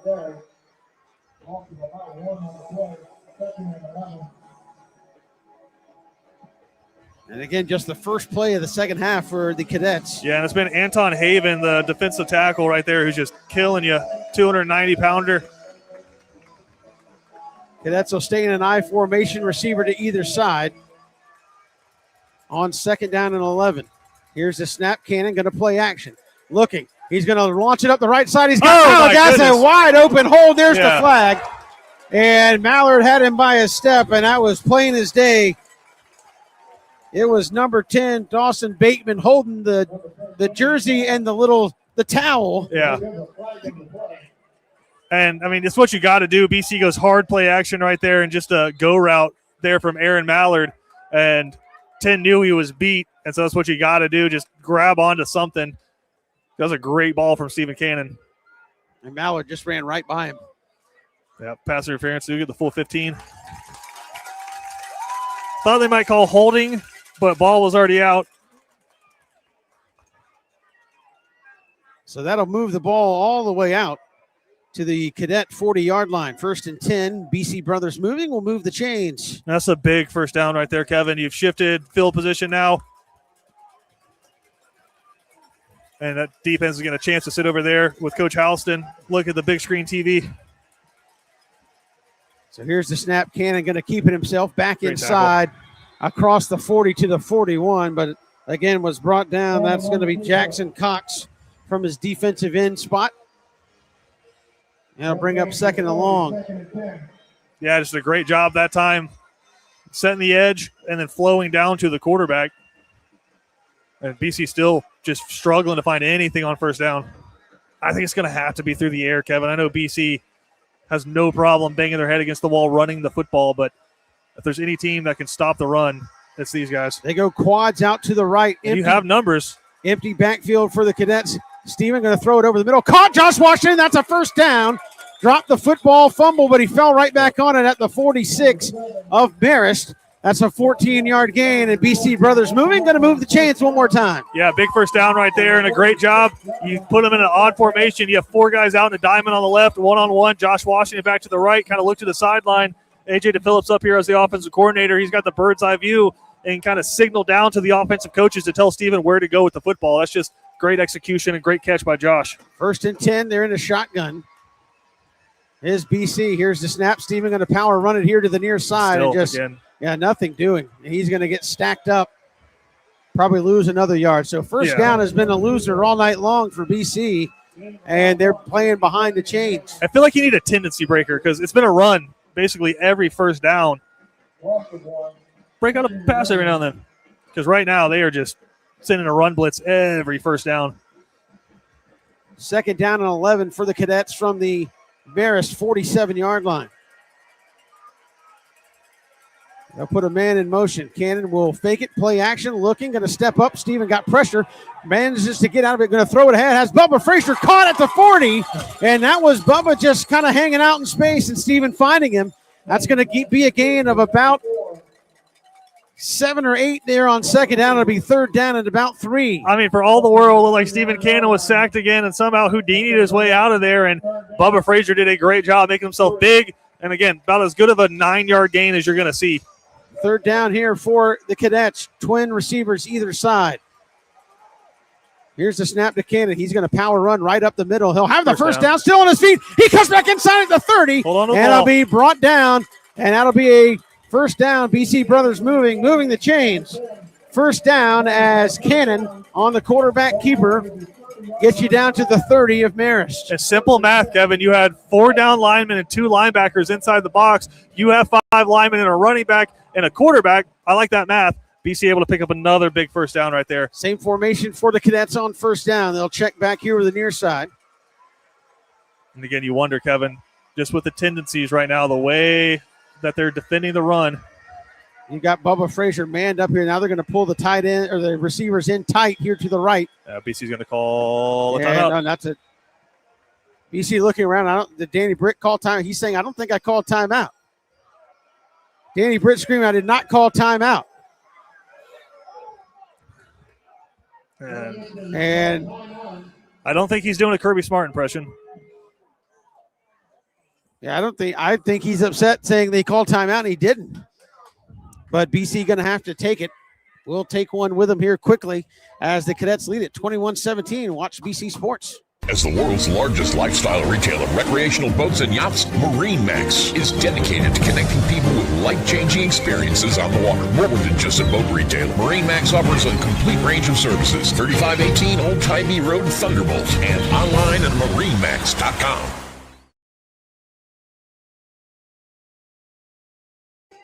Welcome back. Coming out of the timeout. Again, that's I think Danny Britt's out there talking to the lead official. That's a huge timeout. Oh, it's massive, especially against the style of offense that you're playing. That could be huge later in the football game. So it'll be 1st and 10 here for the Cadets. Again, we're talking about tendency breakers. What's BC got here? We've got Josh Washington. You got a extra lineman and a tight end in the football game. So Steven out of a shotgun here on first down. Cannon takes the snap, looking. Got all kinds of time. Going to roll to his right now. Scramble. Looking. Needs to just throw it away. Throw it away, Steven. And now he throws it into the BC bench. I think he did a good job that time of buying time until he knew he could get the football back over the line of scrimmage there to avoid an intentional grounding. So that'll bring up 2nd down and 10 here for the Cadets. Yeah, you try to go heavy formation there and just kind of trick them into thinking you're going to run the football.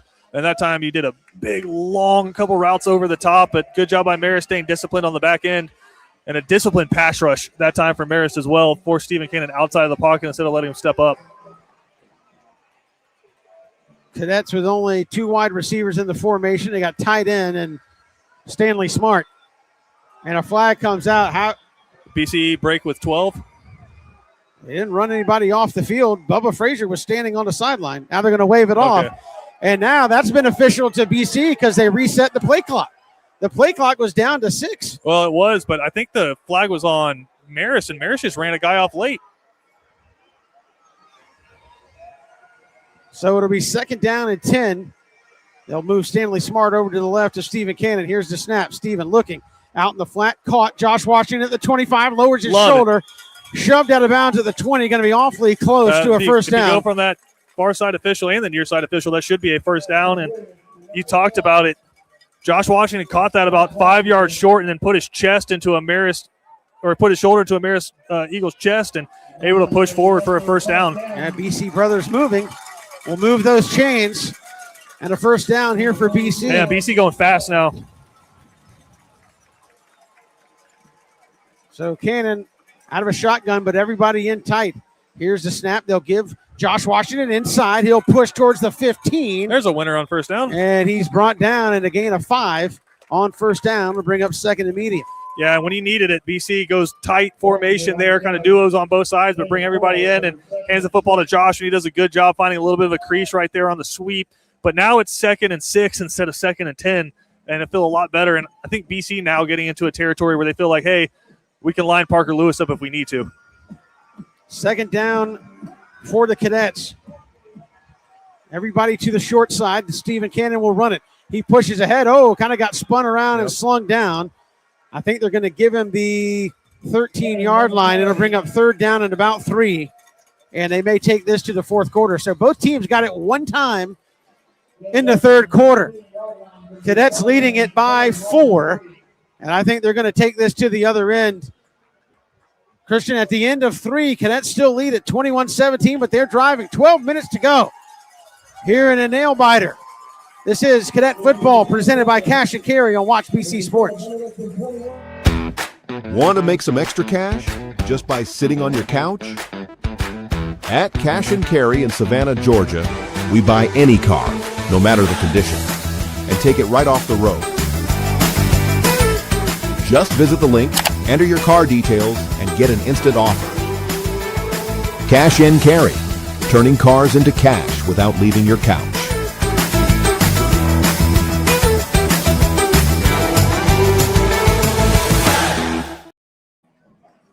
Welcome back as we go to the 4th quarter here at Memorial Stadium. Cadets on the march, but a big 3rd down upcoming for them. It'll be 3rd and 3 for Benedictine. They lead it by 4 here over Marist. Again, both teams had it one time each. Benedictine still with their first possession of the second half right here. And Christian, you and I were talking about this. This is a huge sequence here for the Cadets. However it plays out, you got to get some points here. A field goal will give you a full touchdown lead. Obviously, putting it in the end zone would be huge. And here's the question, Kevin. We talked about it. I feel like inside the 20, you can pull the trigger with Parker Lewis, but do you just say, hey, we need 3 yards. You got 2 downs to do it. And I'm also wondering, keep this in your back pocket. BC's run that quarterback power left and right, and it's gotten stopped for about 4 or 5 yard gains at the best. When do you pull the Georgia call where you run that and then leak a tight end out over the top? They've got Conaway in the ball game. He's the tight end. So 3rd down, ball is on the 13-yard line. They need to 10.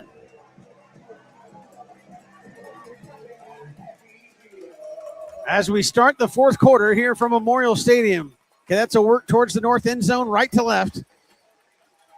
Here in the 4th. Here's the snap. They'll run Stephen Cannon on the power. They leak him out. He's open in the end zone. Caught! Touchdown! Christian Gokel puts it in A.J. DePhilip's back pocket, and Conaway with the big touchdown. The tight end leaked out, and nobody was back there, and put 6 on the board for Benedictine, and that is huge, Christian. Give a tip of the cap to Mike Bobo for that play call, because that's straight from the Georgia-Texas game. You act like you're running quarterback power, leak the tight end out, and it was wide open. Massive touchdown here, Kevin, and now you're putting Marist in a really uncomfortable position where they have to go fast now. Parker Lewis for a big extra point to put BC up 11. Here's the snap. The kick by Lewis is right through there. And BC leads at 28-17, just underway in the fourth. This is Cadets football presented by Cash and Carry. Barnes Restaurant is celebrating 50 years of serving Savannah, offering these delicious, money-saving takeout specials. 20-piece hand-breaded chicken finger basket for only $19.75.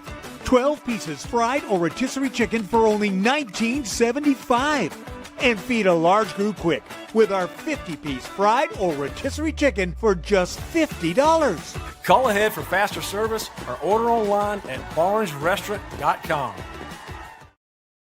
Welcome back here in the fourth. Stephen Cannon, a 13-yard hookup to Bennett Conaway for the touchdown. And the Cadets lead at 28-17. A lot of football left here in the fourth quarter. But again, Marist took 7.5 minutes to score last time. You do the math on that, there will be a little more than 3 minutes left in the ball game. Here's the kick by Brenton up the left side, going to be caught down at about the 6. Coming up the left sideline and out towards the 20, 25-yard line is where the War Eagles will start off the return from Bateman. You said it, Kevin. Not a whole lot of time, but I still don't think it's time to completely go air raid here. If you're Marist, still run your offense. It worked well for you on the last drive. You just got to hope you can pop a couple. And if you're the Cadets, stay sound. And if Marist is going to go down the field, make it be 7-8 minutes. Yeah, and JoJo Sutton back in the football game for the Cadets as well at corner. So here's Lasco back under center. They still just stay with the one wide receiver. They'll flop a lineman to the left side. Cadets will shift late here before the snap. And now they'll change the play. Lasco sets again. And they'll run it straight ahead. Lasco going to keep it and flowing to the football. That was Gavin Smith. That was Jalen Houston. And maybe a hard-fought yard by Lasco. They're going to give him 2 yards on that one. I think he just kind of fell forward right there. I'll bring up second down. Yeah, but a good job staying disciplined, winning at the point of attack, and wrapping up. Much better job that time. And, again, just everything away from Cam Cody. Kevin, last time they went this wide, outside the numbers with the receiver, they went big play action. Lasco goes under center on 2nd and 8. He'll go straight ahead. Cadets read that nicely. And maybe another 2 yards on the be-back dive.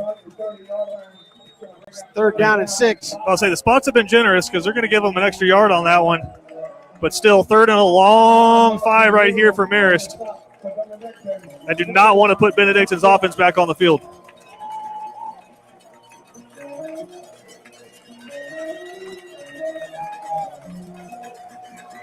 Marist comes out, just one wide receiver. It's Bateman to the short side as they work off the right hash. Lasco out of the flex bone. He'll keep it. They'll run the option out to the left side. They got the edge shield. Can the Benedictine Cadets make a tackle? No. First down, and nicely done on the triple option read as Jack Edwards goes out of bounds.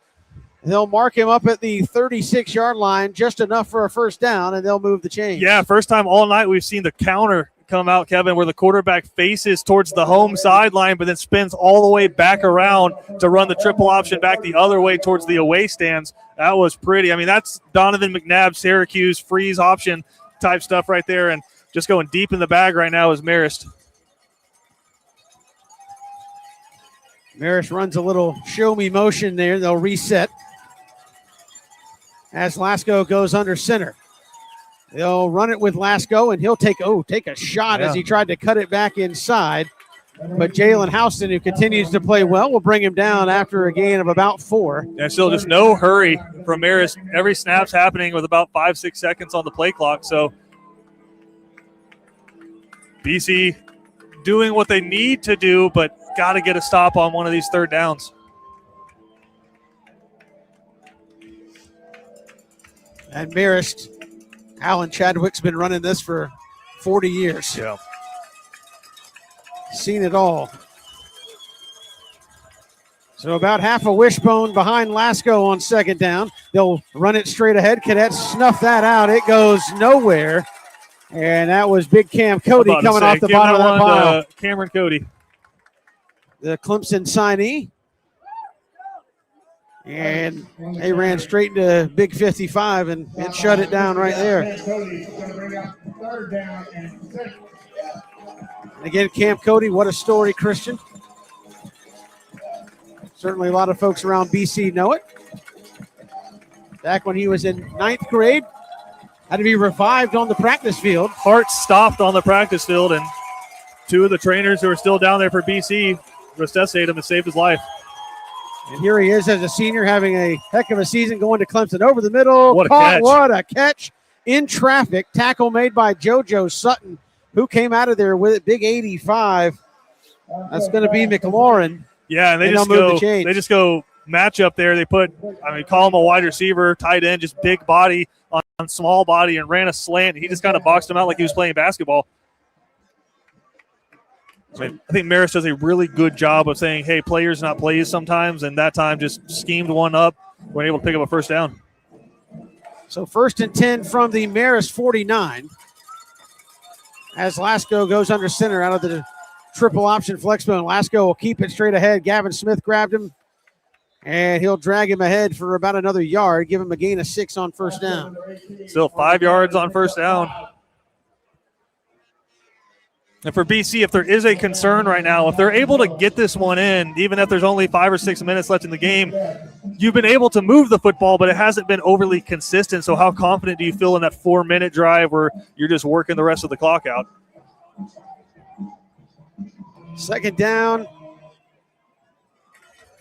here for Marist. 1 wide receiver tight.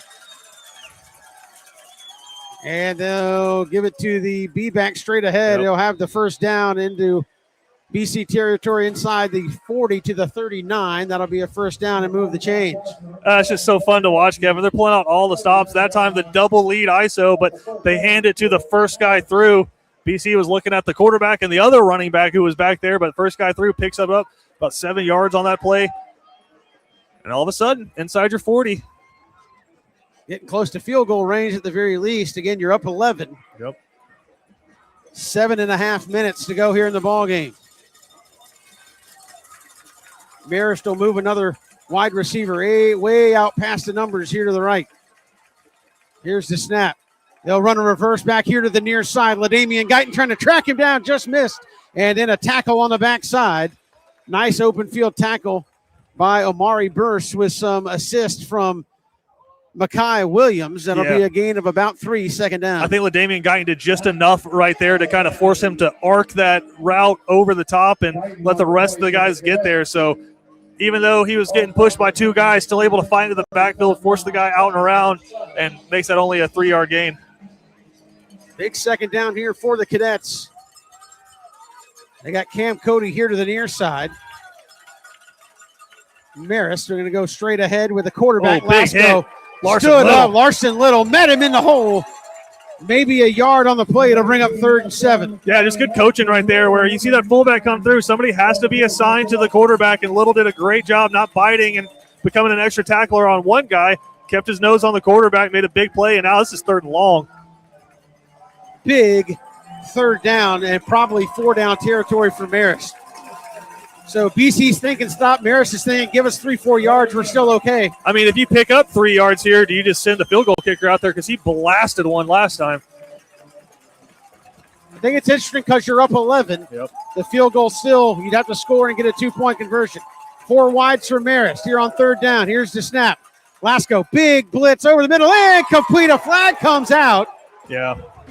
I think BC wanted to say their wide receiver fell down. The officials say he had some help as they were looking for McLaurin in the right up the seam there. Yeah, he just kind of ran a cross rub route right there, and they're going to get called for pass interference. And it's one of those things where it was the other receiver's man who ran into the wide receiver, but the ball was in the air. It was further than 5 yards downfield. That's a legal contact, so Marist gets bailed out right there because he was throwing into double coverage. And kind of a jailhouse blitz for BC that time. Almost so many guys got through, it looked like they were setting up a screen underneath. Yeah, BC just went cover zero, sit in the house. First down from the 21 of Benedictine here. And just got to keep making them work for every yard. Lasco out of a shotgun. He'll pull a running back with him. They got 4 wide here on first down. Here's the snap. Lasco going to keep it. Quarterback now pulls up. They run one out of the BC's playbook. Fortunate. And that thing was kind of lobbed up. If Mackay had another foot or two to close, might have had a chance to intercept it. Incomplete. It'll bring up second down. Yeah, they tried to run a big, it was almost pass draw and then back to the pass. And he kind of did the Tim Tebow stutter step forward and then just lobbed it over the middle, but the receiver fell down. So very fortunate that he threw it into no man's land. But also for BC, I think big because now it's 2nd and 10. Bennett Conaway going to come in for the Cadets on that defensive line. And they will take out Carson Granger a break there. Here's the snap. Lasco going to keep it himself. Oh, the tackle flying down. Jalen Houston hits him at the 20. It'll be 3rd and 9. Yeah, Jaden with a great play right there. He's fired up, looking at the sideline right now. And, man, we talk about it. One of those inside linebackers just straight up assigned to the quarterback, and we're starting to see them get home here. So 3rd down and 9. Huge play here for BC. If you can get a stop here, certainly would be decision time for Allen Chadwick and Marist. Do you take the 3 points? And you still need a touchdown +2. And BC's in the house last time. Wonder if they sit back in zone this time. It looks like it's what they're going to do. Here's the snap. Lasco looking. Got some time. Going to step up in the pocket. It's going to be sacking. Almost got away with it. A nice open field tackle at the 19 by Aaron Mallard. Boy, Camp Cody thought he had a sack back there, and Lasco just battled out and got rid of the ball. Yeah, they're going to kick it. Yeah, and BC able to get home on the rush with just 3. They left LaDamian in the middle as a spy, kind of an inside linebacker sitting there as a robber. And I don't know how the quarterback got it off, but he did. Saved him 5 or 6 yards. I don't know how much it matters with this kicker. This will be a 35-yarder off the right hash. And about as automatic as you get right here. For Baradell. Junior kicker here for Marist. Blasted one from 51. This one will be from 35 off the right hash. The kick is up, and it is right down Abercorn. And in there it will be 28-20. Cadets leading by a full 8 with 4:03 to go here in the ball game. This is Cadets football presented by Cash and Carry. BC Brothers Moving is Savannah's most trusted moving service. From residential to commercial to packing supplies, BC Brothers does it all. Let BC Brothers' energetic, trustworthy team wrap it, pack it, and move it for you. Check out BC Brothers online at bcbrothersmoving.com or give them a like on Facebook. 8-point ball game with 4 minutes. Christian said it during the break. 4-minute drill here for the Cadets. And Marist with all of their timeouts. So every first down you can pick up here, Christian. Massive. Is huge. BC thinks maybe a pooch kicker and onside. They got everybody up. The deep men are at the 20. So hands team on. And again, an interesting call. You're down if you're BC, you can play a little comfortable because you're up a full 8. Yeah, but I think for Marist, you got to rely on your defense and try to play field position because even if you get a stop after an onside kick, you're still going to have to drive 80 yards. Marist going to drive it. That's going to go in the end zone. They'll take it at the 20. Oh, somebody jump off sides? Flat offsides against, BC. How are you offsides on the kicking team or on the receiving team? That doesn't make any sense. because they were going to give you the ball on the 20. Did he point the wrong way? No. They kicked it from the 40. The flag was thrown at the 50. And now if you're line up off sides. So now if you're Marist, do you change the thinking here? I know it's only 5 foot closer, but yeah. Or 5 yards closer, rather. If nothing else, just try to pooch it up somewhere and try to go steal a possession. I know you were trying to guard against an onside kick, but and Danny Britz. I think he's saying, like, guys, did we get this wrong? Well, the flag was thrown at the 50, which is where the Cadets would have been lined up on the kick. But how? Unless you lined up, and BC's losing their minds right now because there's literally no way. And that's about as animated as I've seen some of the BC coaches over there. Okay, well, make sure you're not now.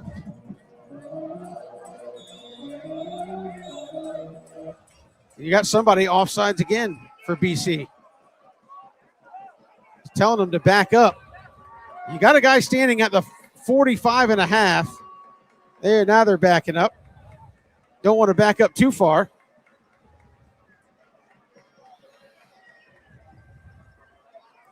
And why are did BC call the timeout? Now they're only going to have one. That's a tough timeout. On a kickoff. You don't want to get an offsides on the kickoff, but again, here's the whole thing. Did you burn a timeout? Did you go through all that? Yeah. And Marist was trying to give you the football at the 20. Now I think you've kind of got it in your head. You're trying to stay back, not be offsides. But, I mean, if you're Marist. Yeah, I mean, it's a 5-yard difference. You have all your timeouts. I mean, do you still kick them deep in the end zone? Or do you try to steal one here? That's a great question. That's what Marist is over there talking about right now. But BC, you got your hands teams, but I'm just putting my best playmakers out there on the field right now. Yeah, hands team, hands team, hands team, hands team, hands team, hands team. There comes Mackay. There comes Wyatt. There comes Amari. Yeah. So you're going to get some of those guys up front. And, oh, by the way, you'll still have Stephen Cannon comes out onto the field. And obviously, I think Danny Britt doing a really good job right now of being a head coach. The officials have given him the answer 4 different times, but he's buying more time for his team right now by talking to the official, giving his coordinators a chance to get this team set up right now. So, and I think they're just maintaining that a BC guy lined up off sides, but I think the reason you saw such a big outburst from the cadet coaching staff was because they still got to get backed up. There we go. But because they went back and watched the huddle tape and saw there's nobody off. So here comes the kick.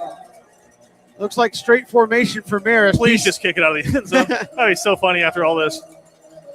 Yeah, there we go. That thing's going to go all the way back and out of the end zone. So all that to get it on the 20. And Kevin, as all that happens, Mother Nature has arrived. A little mist has ball security broke out. So, and Christian, here's one where you need a first down or two. Marist is going to have to use their timeouts at some point. Yeah. And I think if you're BC as you play this, you have confidence in your defense. I think the most precious thing that Marist has right now is their timeouts. Again, if they have to throw it 4 and 5 times from 60 yards to beat you, I don't know if they feel comfortable doing that. Here's the snap. Oh, my goodness, almost dropped the football. Now stretching it out here to the near side at 20, 25, and out towards the 27. And that's going to be Cole Henderson. His first carry of the ball game. Yeah, just a winner there on first down again. Able to pick up 8 yards and get this one going. Yeah, 7 yards. But still, 2nd and 3. And you talked about it, Kevin. Every first down here is massive. Go ahead. Yeah, you want to force Marist to use those timeouts. I was going to say, when do you start using them? Because if you're Marist, you have to put it in the end zone just to tie or give yourself a chance to tie. 2nd down and 3. Here's the snap. Straight ahead and nothing doing for BC. And if you're Marist, I think if you're BC also, hey, if we can just pick up another first down, even if they start using their timeouts, Yeah. you feel comfortable enough that Marist isn't going to throw it 60 yards on your defense to beat you in 2 minutes. Right. It's just not the type of offense that they've been running. Cam Cody checking into the football game. My guess is number 10 is going to carry the football wherever 55 goes. You got 13 seconds on the play clock. Little wishbone football. 3rd down and 3. Wishbone for BC. Here's the snap. They'll give it Josh Washington. Cuts back inside. He's going to be short by 2 yards. And Marist is going to take a timeout with 2:40. I thought for sure you might run Stephen Cannon there. Just put him in a shotgun and let him go. Yep. And what a huge stop there for Marist. 2 minutes and 40 seconds, and they'll still have 2 timeouts. Yeah, and if you're BC, that didn't feel aggressive. That felt like, hey, we're kind of just going to hand the football off 3 times, see what happens. But you only pick up 8 yards on that possession after a really good first down play. But the smart move, obviously, is punt the football and hope Steven gets a good boot in. Yeah, you need one. Marist still with those 2 timeouts. You know, look at Danny Brish just staring. It's just 2 yards, man, 2 yards. I mean, it is a tempting thing when you're a team that likes to run the football or machismo things like, guys, we can get 2 yards. Yeah, but no, I punt the football. The smart play is to make Marist go as far as possible. I was going to say the worst thing that can happen is they can tie the football game. So Cannon will punt the football for BC. Larson Little will protect the leg. Marist has nobody back. So use the turf to your advantage. Snap it. Snap it, guys. You have a couple that Marist has nobody back. Snap it. Snap it. They're running a guy off. Snap it. Oh, my goodness. Now they swapped it out. Cannon gets the punt, and it goes straight up the elevator shaft. Let's see if he gets the roll. It takes a huge BC roll at the 35, rolling towards the 30, and it'll be touched up at the 32. And, boy, a calamity of errors has. I mean, Marist had nobody They got their guy off. They were about to have 12 guys on. They got their guy off by a step before they snapped that football. So now for Marist, you got to go 64 yards. In 2.5 minutes. Still got those 2 timeouts. The missed has kind of stayed with us here the last couple of minutes. 68 yards. There you go. Ball is at the 32 of Marist. But, I mean, couldn't have asked for a better drive for Marist right there defensively. Only have to burn 1 timeout. And, again, how much are you trying to bust your base stuff versus throwing here early? Right. And they're going to go wide. They're going to come out in the shotgun. Lasco's got twins up top, 1 receiver here to the near side. Going to play action and false start against Marist. And I believe that false start was against the left tackle who was trying to get a jump on Cam Cody. I get that. So it'll be 1st and 15 after the mark-off. What a ball game. And, Christian, you expect nothing less from these 2 teams. No. And neither one of these teams is going to let a football game get away from them, so you knew it was going to be close here at the end. But for BC, defensively, you got to feel like, oh, my God, finally. We're just playing a straight-up offense now. 1st and 15, the snap to Lasco. Play action.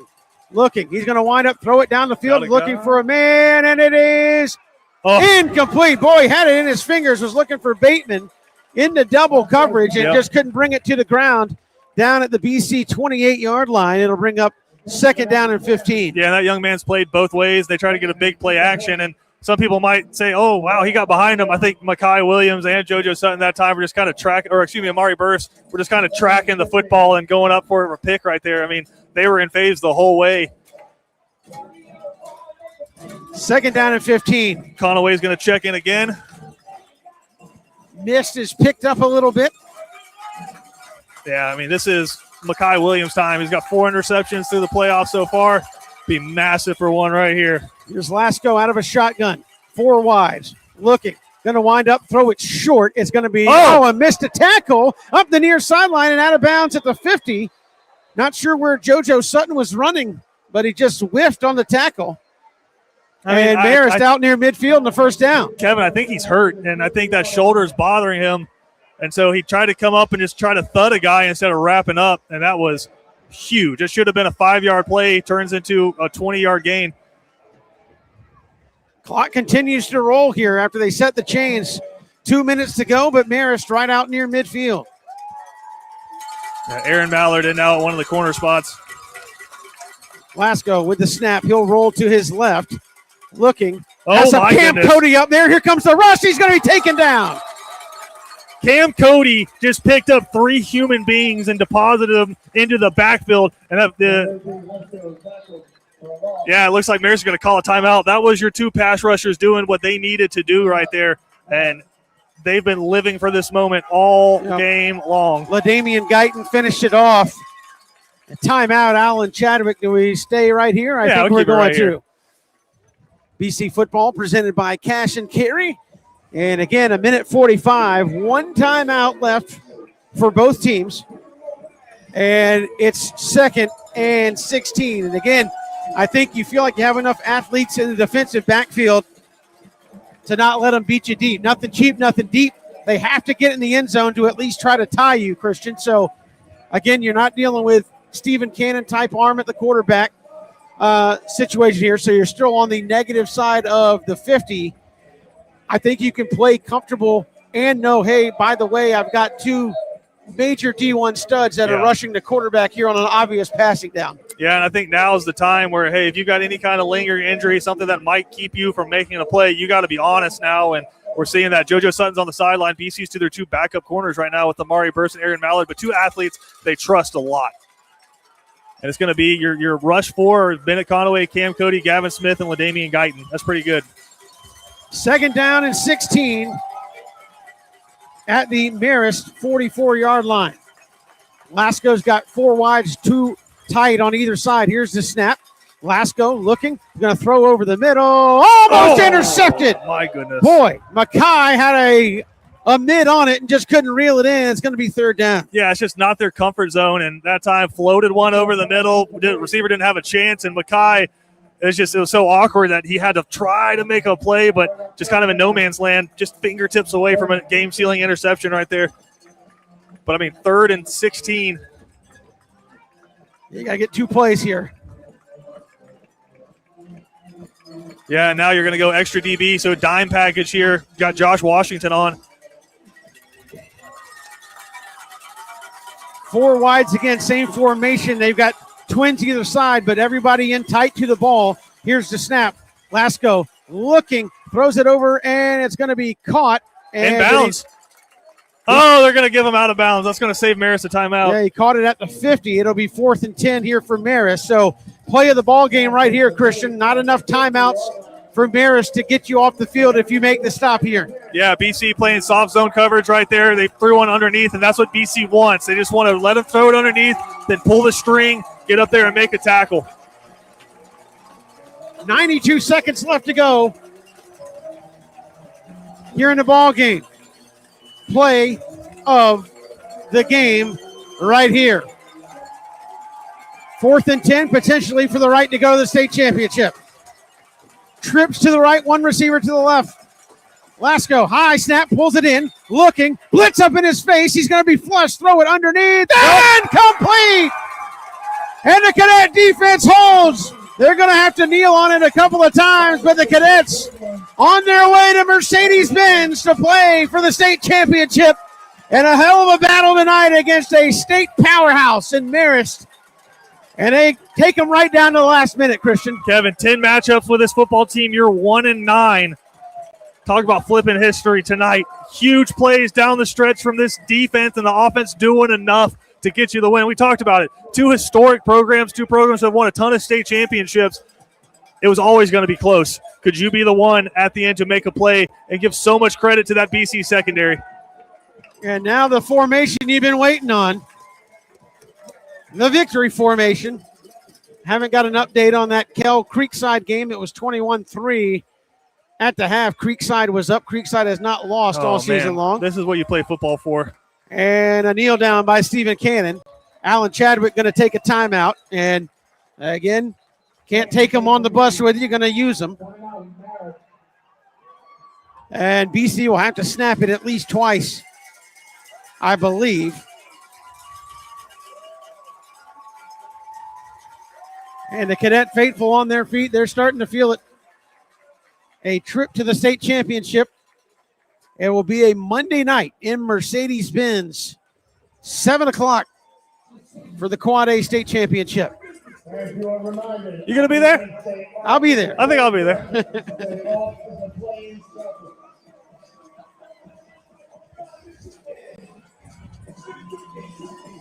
And again for BC, first play of the ball game, you went 80 yards and scored a touchdown, and you felt like you had the momentum.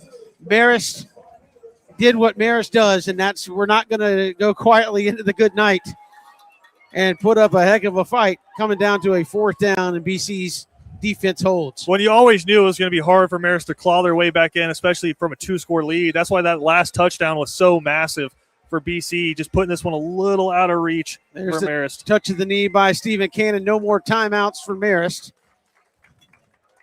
A minute 15 and counting, and they're going to have to wait for it to get under 40 seconds here on 3rd down. 3rd down and 12. And a lot of hugs on that BC sideline right now. What a hard-fought football game, and really a benefit, Kevin, that this one's on Monday night because you can use those extra 3 days to rest and recover. It's quiet in here right now, but I think everybody waiting on one more touch of the knee, and you'll hear the BC fans erupt.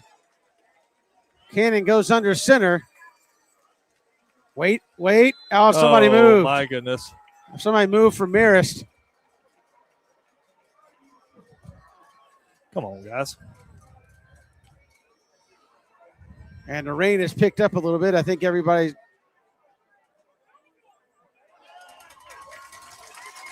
offsides. Marist. Josh Washington needs to put his helmet back on and keep playing. Thank you. Yeah, you got one more. You got to snap it. You got one more. 38.3. You got to snap it one more time. And the Cadets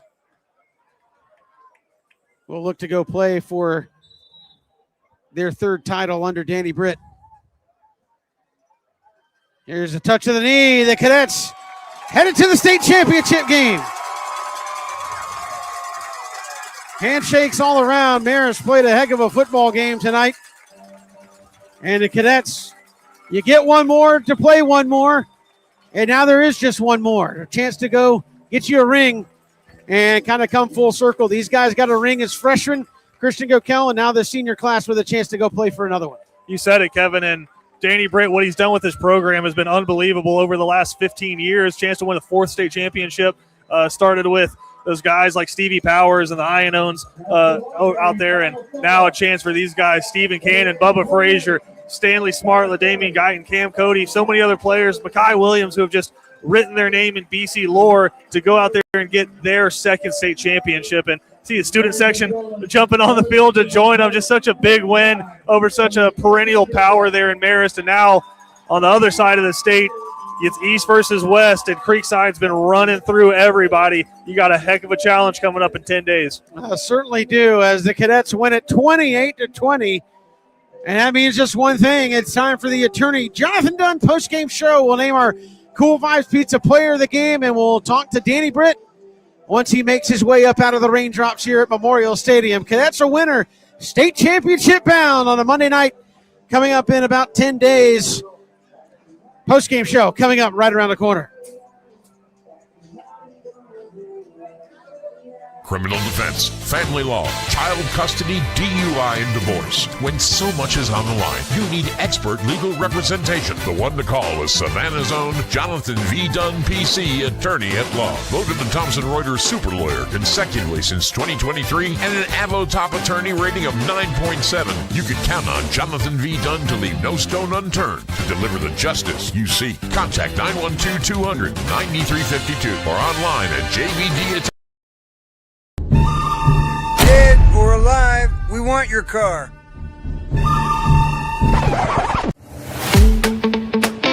No matter the condition, running smooth or barely rolling, Cash In Carry in Savannah will buy it right off the road. Visit us now, get your instant offer, and turn that ride into cash today. We buy cars, any condition. BC Brothers Moving is Savannah's most trusted moving service. From residential to commercial to packing supplies, BC Brothers does it all. Let BC Brothers' energetic, trustworthy team wrap it, pack it, and move it for you. Check out BC Brothers online at bcbrothersmoving.com or give them a like on Facebook. Welcome back to the Attorney Jonathan Dunn postgame show. Kevin Thomas, he is Christian Gokel. Glad to have you back here with us at Memorial Stadium. Creekside has beaten Kell 35-6. So it will be Benedictine and Creekside on a Monday night, I believe the 17th of December for the state championship game. We'll chat with Danny Britt coming up here on the Attorney Jonathan Dunn postgame show. And you got to feel like he's been through a big league bout tonight. Oh, yeah, lying. And a lot of respect I know he has for Coach over there at Marist and Alan Chadwick and everything he has done. And you earned it. You went out and have to, sometimes you got to go slay one of the beasts, and they did it tonight here, 28-20, to move on to the state championship, Christian. And again, we talk about the offense and what they're able to do and the explosive players, but when it came right down to it, the dudes who have gotten it done for you all night long or all season long, right up the middle on defense, Cam Cody, Larson Little, Makai Williams, and along with LaDamian Guyton and others, man, they came up huge. Jalen Houston, what more can you say about that defense? When you come out of the locker room, give up a 7.5-minute drive to get Marist back in the ball game, and then to make the stand at the end. What an effort tonight. Yeah, and I think it starts with Stephen Cannon. I mean, played out of his mind. There were so many plays that were just blown up. Marist had defended perfectly, and just somehow, some way, he just kind of rolled a guy off of his back and picked up 6 to 8 yards at a time and was able just to keep you moving right there. Now, you got to work on some stuff. It felt like first down was really giving you trouble, but Stephen Cannon, when you were backed up, answered time and time and time again, and then finally put it away with a touchdown over the top to Ben Conaway. So just huge stuff from your quarterback tonight. I think every now and then, I think back to Holden Garner against Thomas Castellanos right here, was it 5 years ago now, where you saw both of those guys, like you knew they were really good quarterbacks, but they kind of elevated at that point, and you saw Stephen Cannon do that tonight, was just on point. I think really only one misfire on a swing pass to Aaron Mallett. Outside of that, pinpoint accuracy all night, and then doing it with his legs time and time again. And then in the second half, where Marist kind of got back to their identity a little bit and we're holding on to the football, I think the defense, it's not huge plays. It's just you're making the play you're supposed to make. And I thought the linebackers played much better in the second half, and the defense stood up when they needed to. Time for our Cool Vibes Pizza Player of the Game, Christian Gokel. Man, again, we say this a lot of weeks. There's so many areas you could point to who takes home the Cool Vibes Pizza Player of the Game. Semifinals, you're going to the state championship. Who comes away with the honors tonight? Yeah, a lot of guys had really big games. I thought Cam Cody played out of his mind. I thought the entire secondary played really well tonight. Larson Little, Jaden Houston, all of that. But you're not where you're standing right now without your quarterback. And I think Stephen Cannon kind of elevated the offense when he needed to. And it's all designed around him now with his legs and throwing the football. And they were stopping the run up the middle. And you were able to really get some big chunks through the air in crucial situations, big third downs to stay on the field and keep moving, able to stretch one out after you have a long run called back for a personal foul penalty. Literally the next play answers with a touchdown run of his own, hit Aaron Mallard on some big passes as well, and just getting your offense into the right position time and time again. I think on the biggest stage of his career, Stephen Cannon stepped up tonight, and he's absolutely the player of the game. Yeah, had a big touchdown run, as you mentioned, a touchdown pass on the big third down to come out of the fourth quarter swap. You ran a little quarterback, what looked to be a quarterback sweep, right? Leaked Conaway over the top, and you found him in the end zone. I agree, Stephen Cannon played a tremendous football game, and that young man headed to Texas Tech, but not before he plays one more here for the Cadets, who are going to go to Mercedes-Benz, which means a couple of things, Christian. We will not be looking at Fog Bowl Part 2, where we have been at Georgia State, and we'll be inside. It'll be 72 degrees. Yeah. It won't be misty and rainy and all that stuff inside. And you're also at just an unbelievable venue. I think the last time the Cadets were able to do that, it was still the Georgia Dome first time they've had an opportunity to go to Mercedes-Benz. They won a couple in Center Park. Play for the state championship. So an extra special experience for them coming up. Yeah, I mean, it doesn't matter what stadium you played in. It could be Grady Memorial. You want to make it to Atlanta, and BC gets to do that. But I think certainly Mercedes-Benz has kind of become the mecca of high school football, certainly in the state of Georgia. But, I mean, I'd say college football as well. How many massive games have been played there? You literally start the season with the kickoff classic there. You have the SEC championship, which is going to take place tomorrow. It's been host to national championships last year. It's been a semifinal spot in the college football playoffs. And, oh yeah, by the way, Super Bowl, and you have the Atlanta Falcons in there as well. I mean, it is, to me, probably the center of the football universe and a world-class venue. We're so excited we get to go and be a part of it. Certainly, and we'll be there with you as well.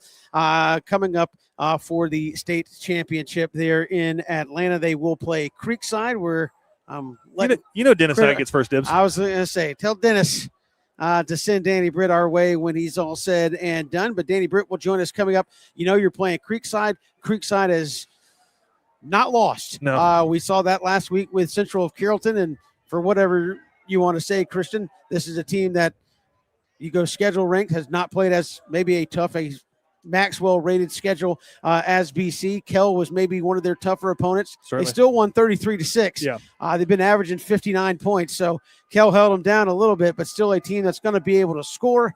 BC is going to have a heck of a defensive effort, and it may be one of those where, again, you have your Big 12 quarterback. It may have to be a 40-35 type game in a state championship, but we'll look forward to that when we get there.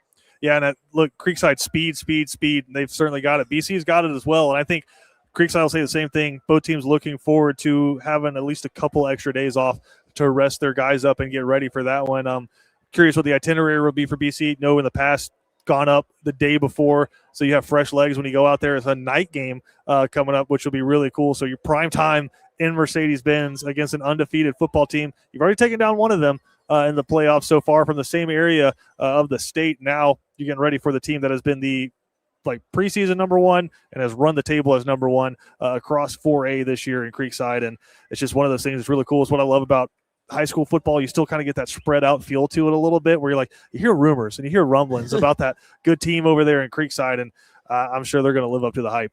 And again, that extra couple of days, I think watching him in pre-game warmups, Jonathan Black looks like he could be back for the state championship. Jameer Lee should be back for the state championship. Jojo Sutton, you hope maybe just a stinger on that arm that was bothering him late in the football game, gets an extra couple of days to rest up. Bubba Frazier, who kind of tonight, and I say this in the nicest way, it was kind of a non-factor. I think just had a one-touch night for 7 yards and really didn't get called on to make a lot of impact there. But he's been nagging, nursing some nagging stuff. He should have, full time to recover and get healthy. So a chance to really lick some wounds here and get ready to go play a tremendous Creekside team for a state championship. Yeah, and you feel like when BC got up 2 scores, you kind of saw Bubba standing on the sideline, and then when it got back compressed down to a one-possession game, he was back on the field, made that big catch. He's talking about just one touch, but was able to pick up about 8 yards on that play and set BC up in a manageable third down situation. So it's a good chance to let that guy get healthy. Also, getting Jonathan Black back would be huge. But you saw, you have guys it takes you longer and longer to get off the ground the longer these football games go. And it's what now, 13 games for BC that's just added up as wear and tear. So you need a couple of extra days off to rest. I'm sure Creekside's dealing with the same thing, but yeah, that's going to be big. But you're going to need number 4 if you're going to take down the undefeated Creekside. This is the Attorney Jonathan Dunn post-game show. We are awaiting Danny Britt to join us up top. Is he still chatting down there on the field? I think he just gave us a signal. He's heading that way. He is headed this way. I figured he'd want to get out of the rain for a minute, but he is headed this way. We'll step aside. I'm sorry. I know you're kind of doing a thing. Danny Britt, I believe, just did a TikTok. And we're going to have to we're going to have to talk about that. I saw a little bit of a dance. I saw one of his daughters down there recording them. If Danny Britt's down there doing TikToks instead of coming up here and talking to us, we got to have a conversation about where we are in the hierarchy. Coach Britt going to join us when we come back here on the Attorney Jonathan Dunn post-game show right here on Watch BC Sports. Cool Vibes Pizza and Wings is one of Savannah's most popular. Could be the New York style pizza, or the pasta, or sandwiches, or wings. Whatever you choose, Cool Vibes has their own unique style. Check them out at 4501 Montgomery Street, Savannah. Bowtie Barbecue Company at 6724 Waters Avenue in Savannah serves up barbecue both familiar and new, made by hand and made with love. Family friendly and relaxed, Bowtie takes great pride in the by hand preparation of high quality beef ribs, smoked chicken, pork spare ribs, and more. Come join the Bowtie family. Ask about our food truck and catering too. Bowtie Barbecue Company, Southern charm naturally. Look for them online at Bowtie Barbecues. Plan your hunting getaway and escape to experience the beauty of Mossy Pond. Our diverse property right here in Pierce County allows you to enjoy various types of hunts, including plantation-style quail, hog, pheasant, and flooded timber-style duck hunts, all within 24 hours. At the center of it all, experience scenic, rustic, beautiful, and inviting amenities like luxury lodging, our first-class pro shop, fine dining, and the perfect event space. Book now and see why Mossy Pond Lodge is Georgia's premier hunting paradise. Criminal defense, family law, child custody, DUI, and divorce. When so much is on the line, you need expert legal representation. The one to call is Savannah's own Jonathan V. Dunn, PC, attorney at law. Voted the Thomson Reuters super lawyer consecutively since 2023 and an Avo top attorney rating of 9.7. You can count on Jonathan V. Dunn to leave no stone unturned to deliver the justice you seek. Contact 912-200-9352 or online at jvdattorney.com. Welcome back here to the Attorney Jonathan Dunn post-game show. Benedictine a winner here over Marist Christian Gokells. We await Danny Britt.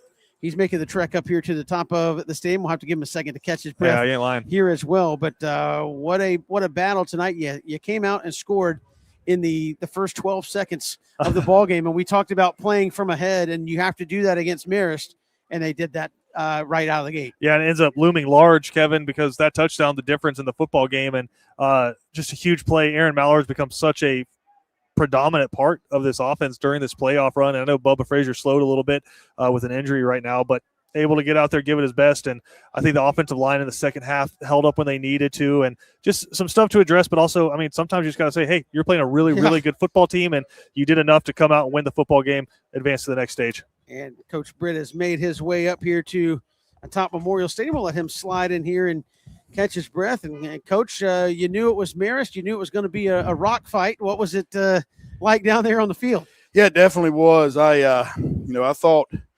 I demanded that they come out and physically manhandle Marist. I think we did. But I tell you, I just can't say it enough. Marist is so tough and just continue playing. I mean, that quarterback, we beat the heck out of him, but he just never quit and kept fighting. So just a tremendous job. And again, Coach, Christian and I talked about before the game, when you play a team like Marist that can hold on to the ball, you got to play from ahead a lot of times. And you guys did that, scored in the first 12 seconds of the game on a huge run. Aaron ran a guy over and then broke it the rest of the way. How big was that just right out of the gate to kind of set that tone? That was huge. And if you, I don't know if y'all noticed, but we won the coin toss and chose to get the ball, right, yeah, which is not what I normally do. Normally I defer. But because of that reason, we talked about that, told the kids we were going to do that. So they, the offense, we were like, okay, now you've got to go make it count. And yeah, that put us ahead. Coach, Christian said he thought Stephen Cannon maybe his best performance as a Benedictine cadet tonight, and just the way he handled the offense, ran the ball crisp on the throws. Sideline, what was your evaluation on how Stephen performed tonight? I think so too. And I mean, physically he was just running like crazy. And then but he made some really, really good passes there to, I think mostly to Aaron, but just put him in a pocket that was just really small.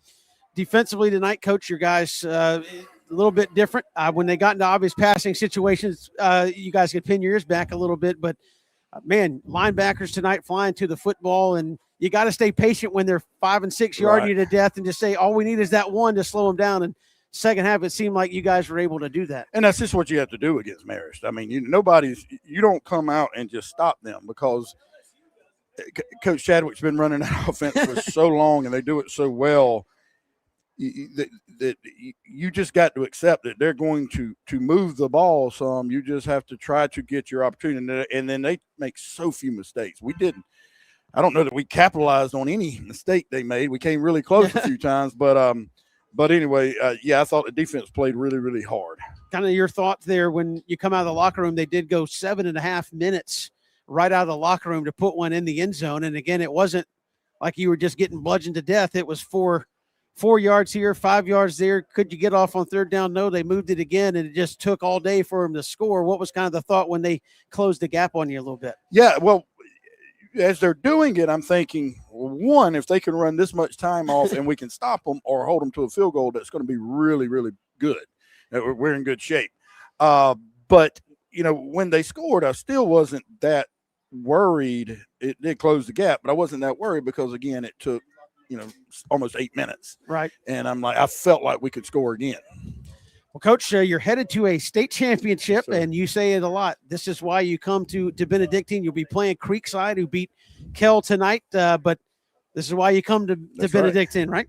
That's right, and super excited, these kids. That's what we talk about all the time. This is why you come to BC. You play in big crowds, play really good teams, and you play for championships. So proud of these guys and excited for them. Coach, finally you get a few extra days because you'll play on a Monday night. Some guys banged up tonight. I mean, you play a physical team, you're going to take some lumps. How do you feel health-wise? That extra couple days should help you. Yeah, I think it's going to be very beneficial for us.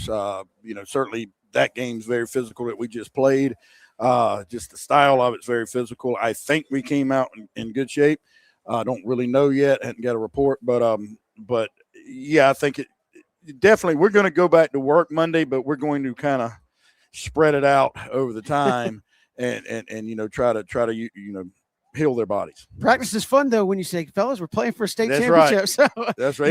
No motivational speeches at this point, right? Yeah, I don't think so. Shouldn't have to have it. Just go to work. Coach, we appreciate it as always. We'll talk to you soon. Thanks so much. Thank you. Coach Danny Britt joining us up top of Memorial Stadium as the Cadets advance to the state championship game, and we'll bring Christian Gokel back up in here to help put a wrap on it. But again, Christian, you go to the state championship, and you're going to be playing Creekside on a Monday night in Mercedes-Benz. So Danny Britt maintains he did not call a timeout.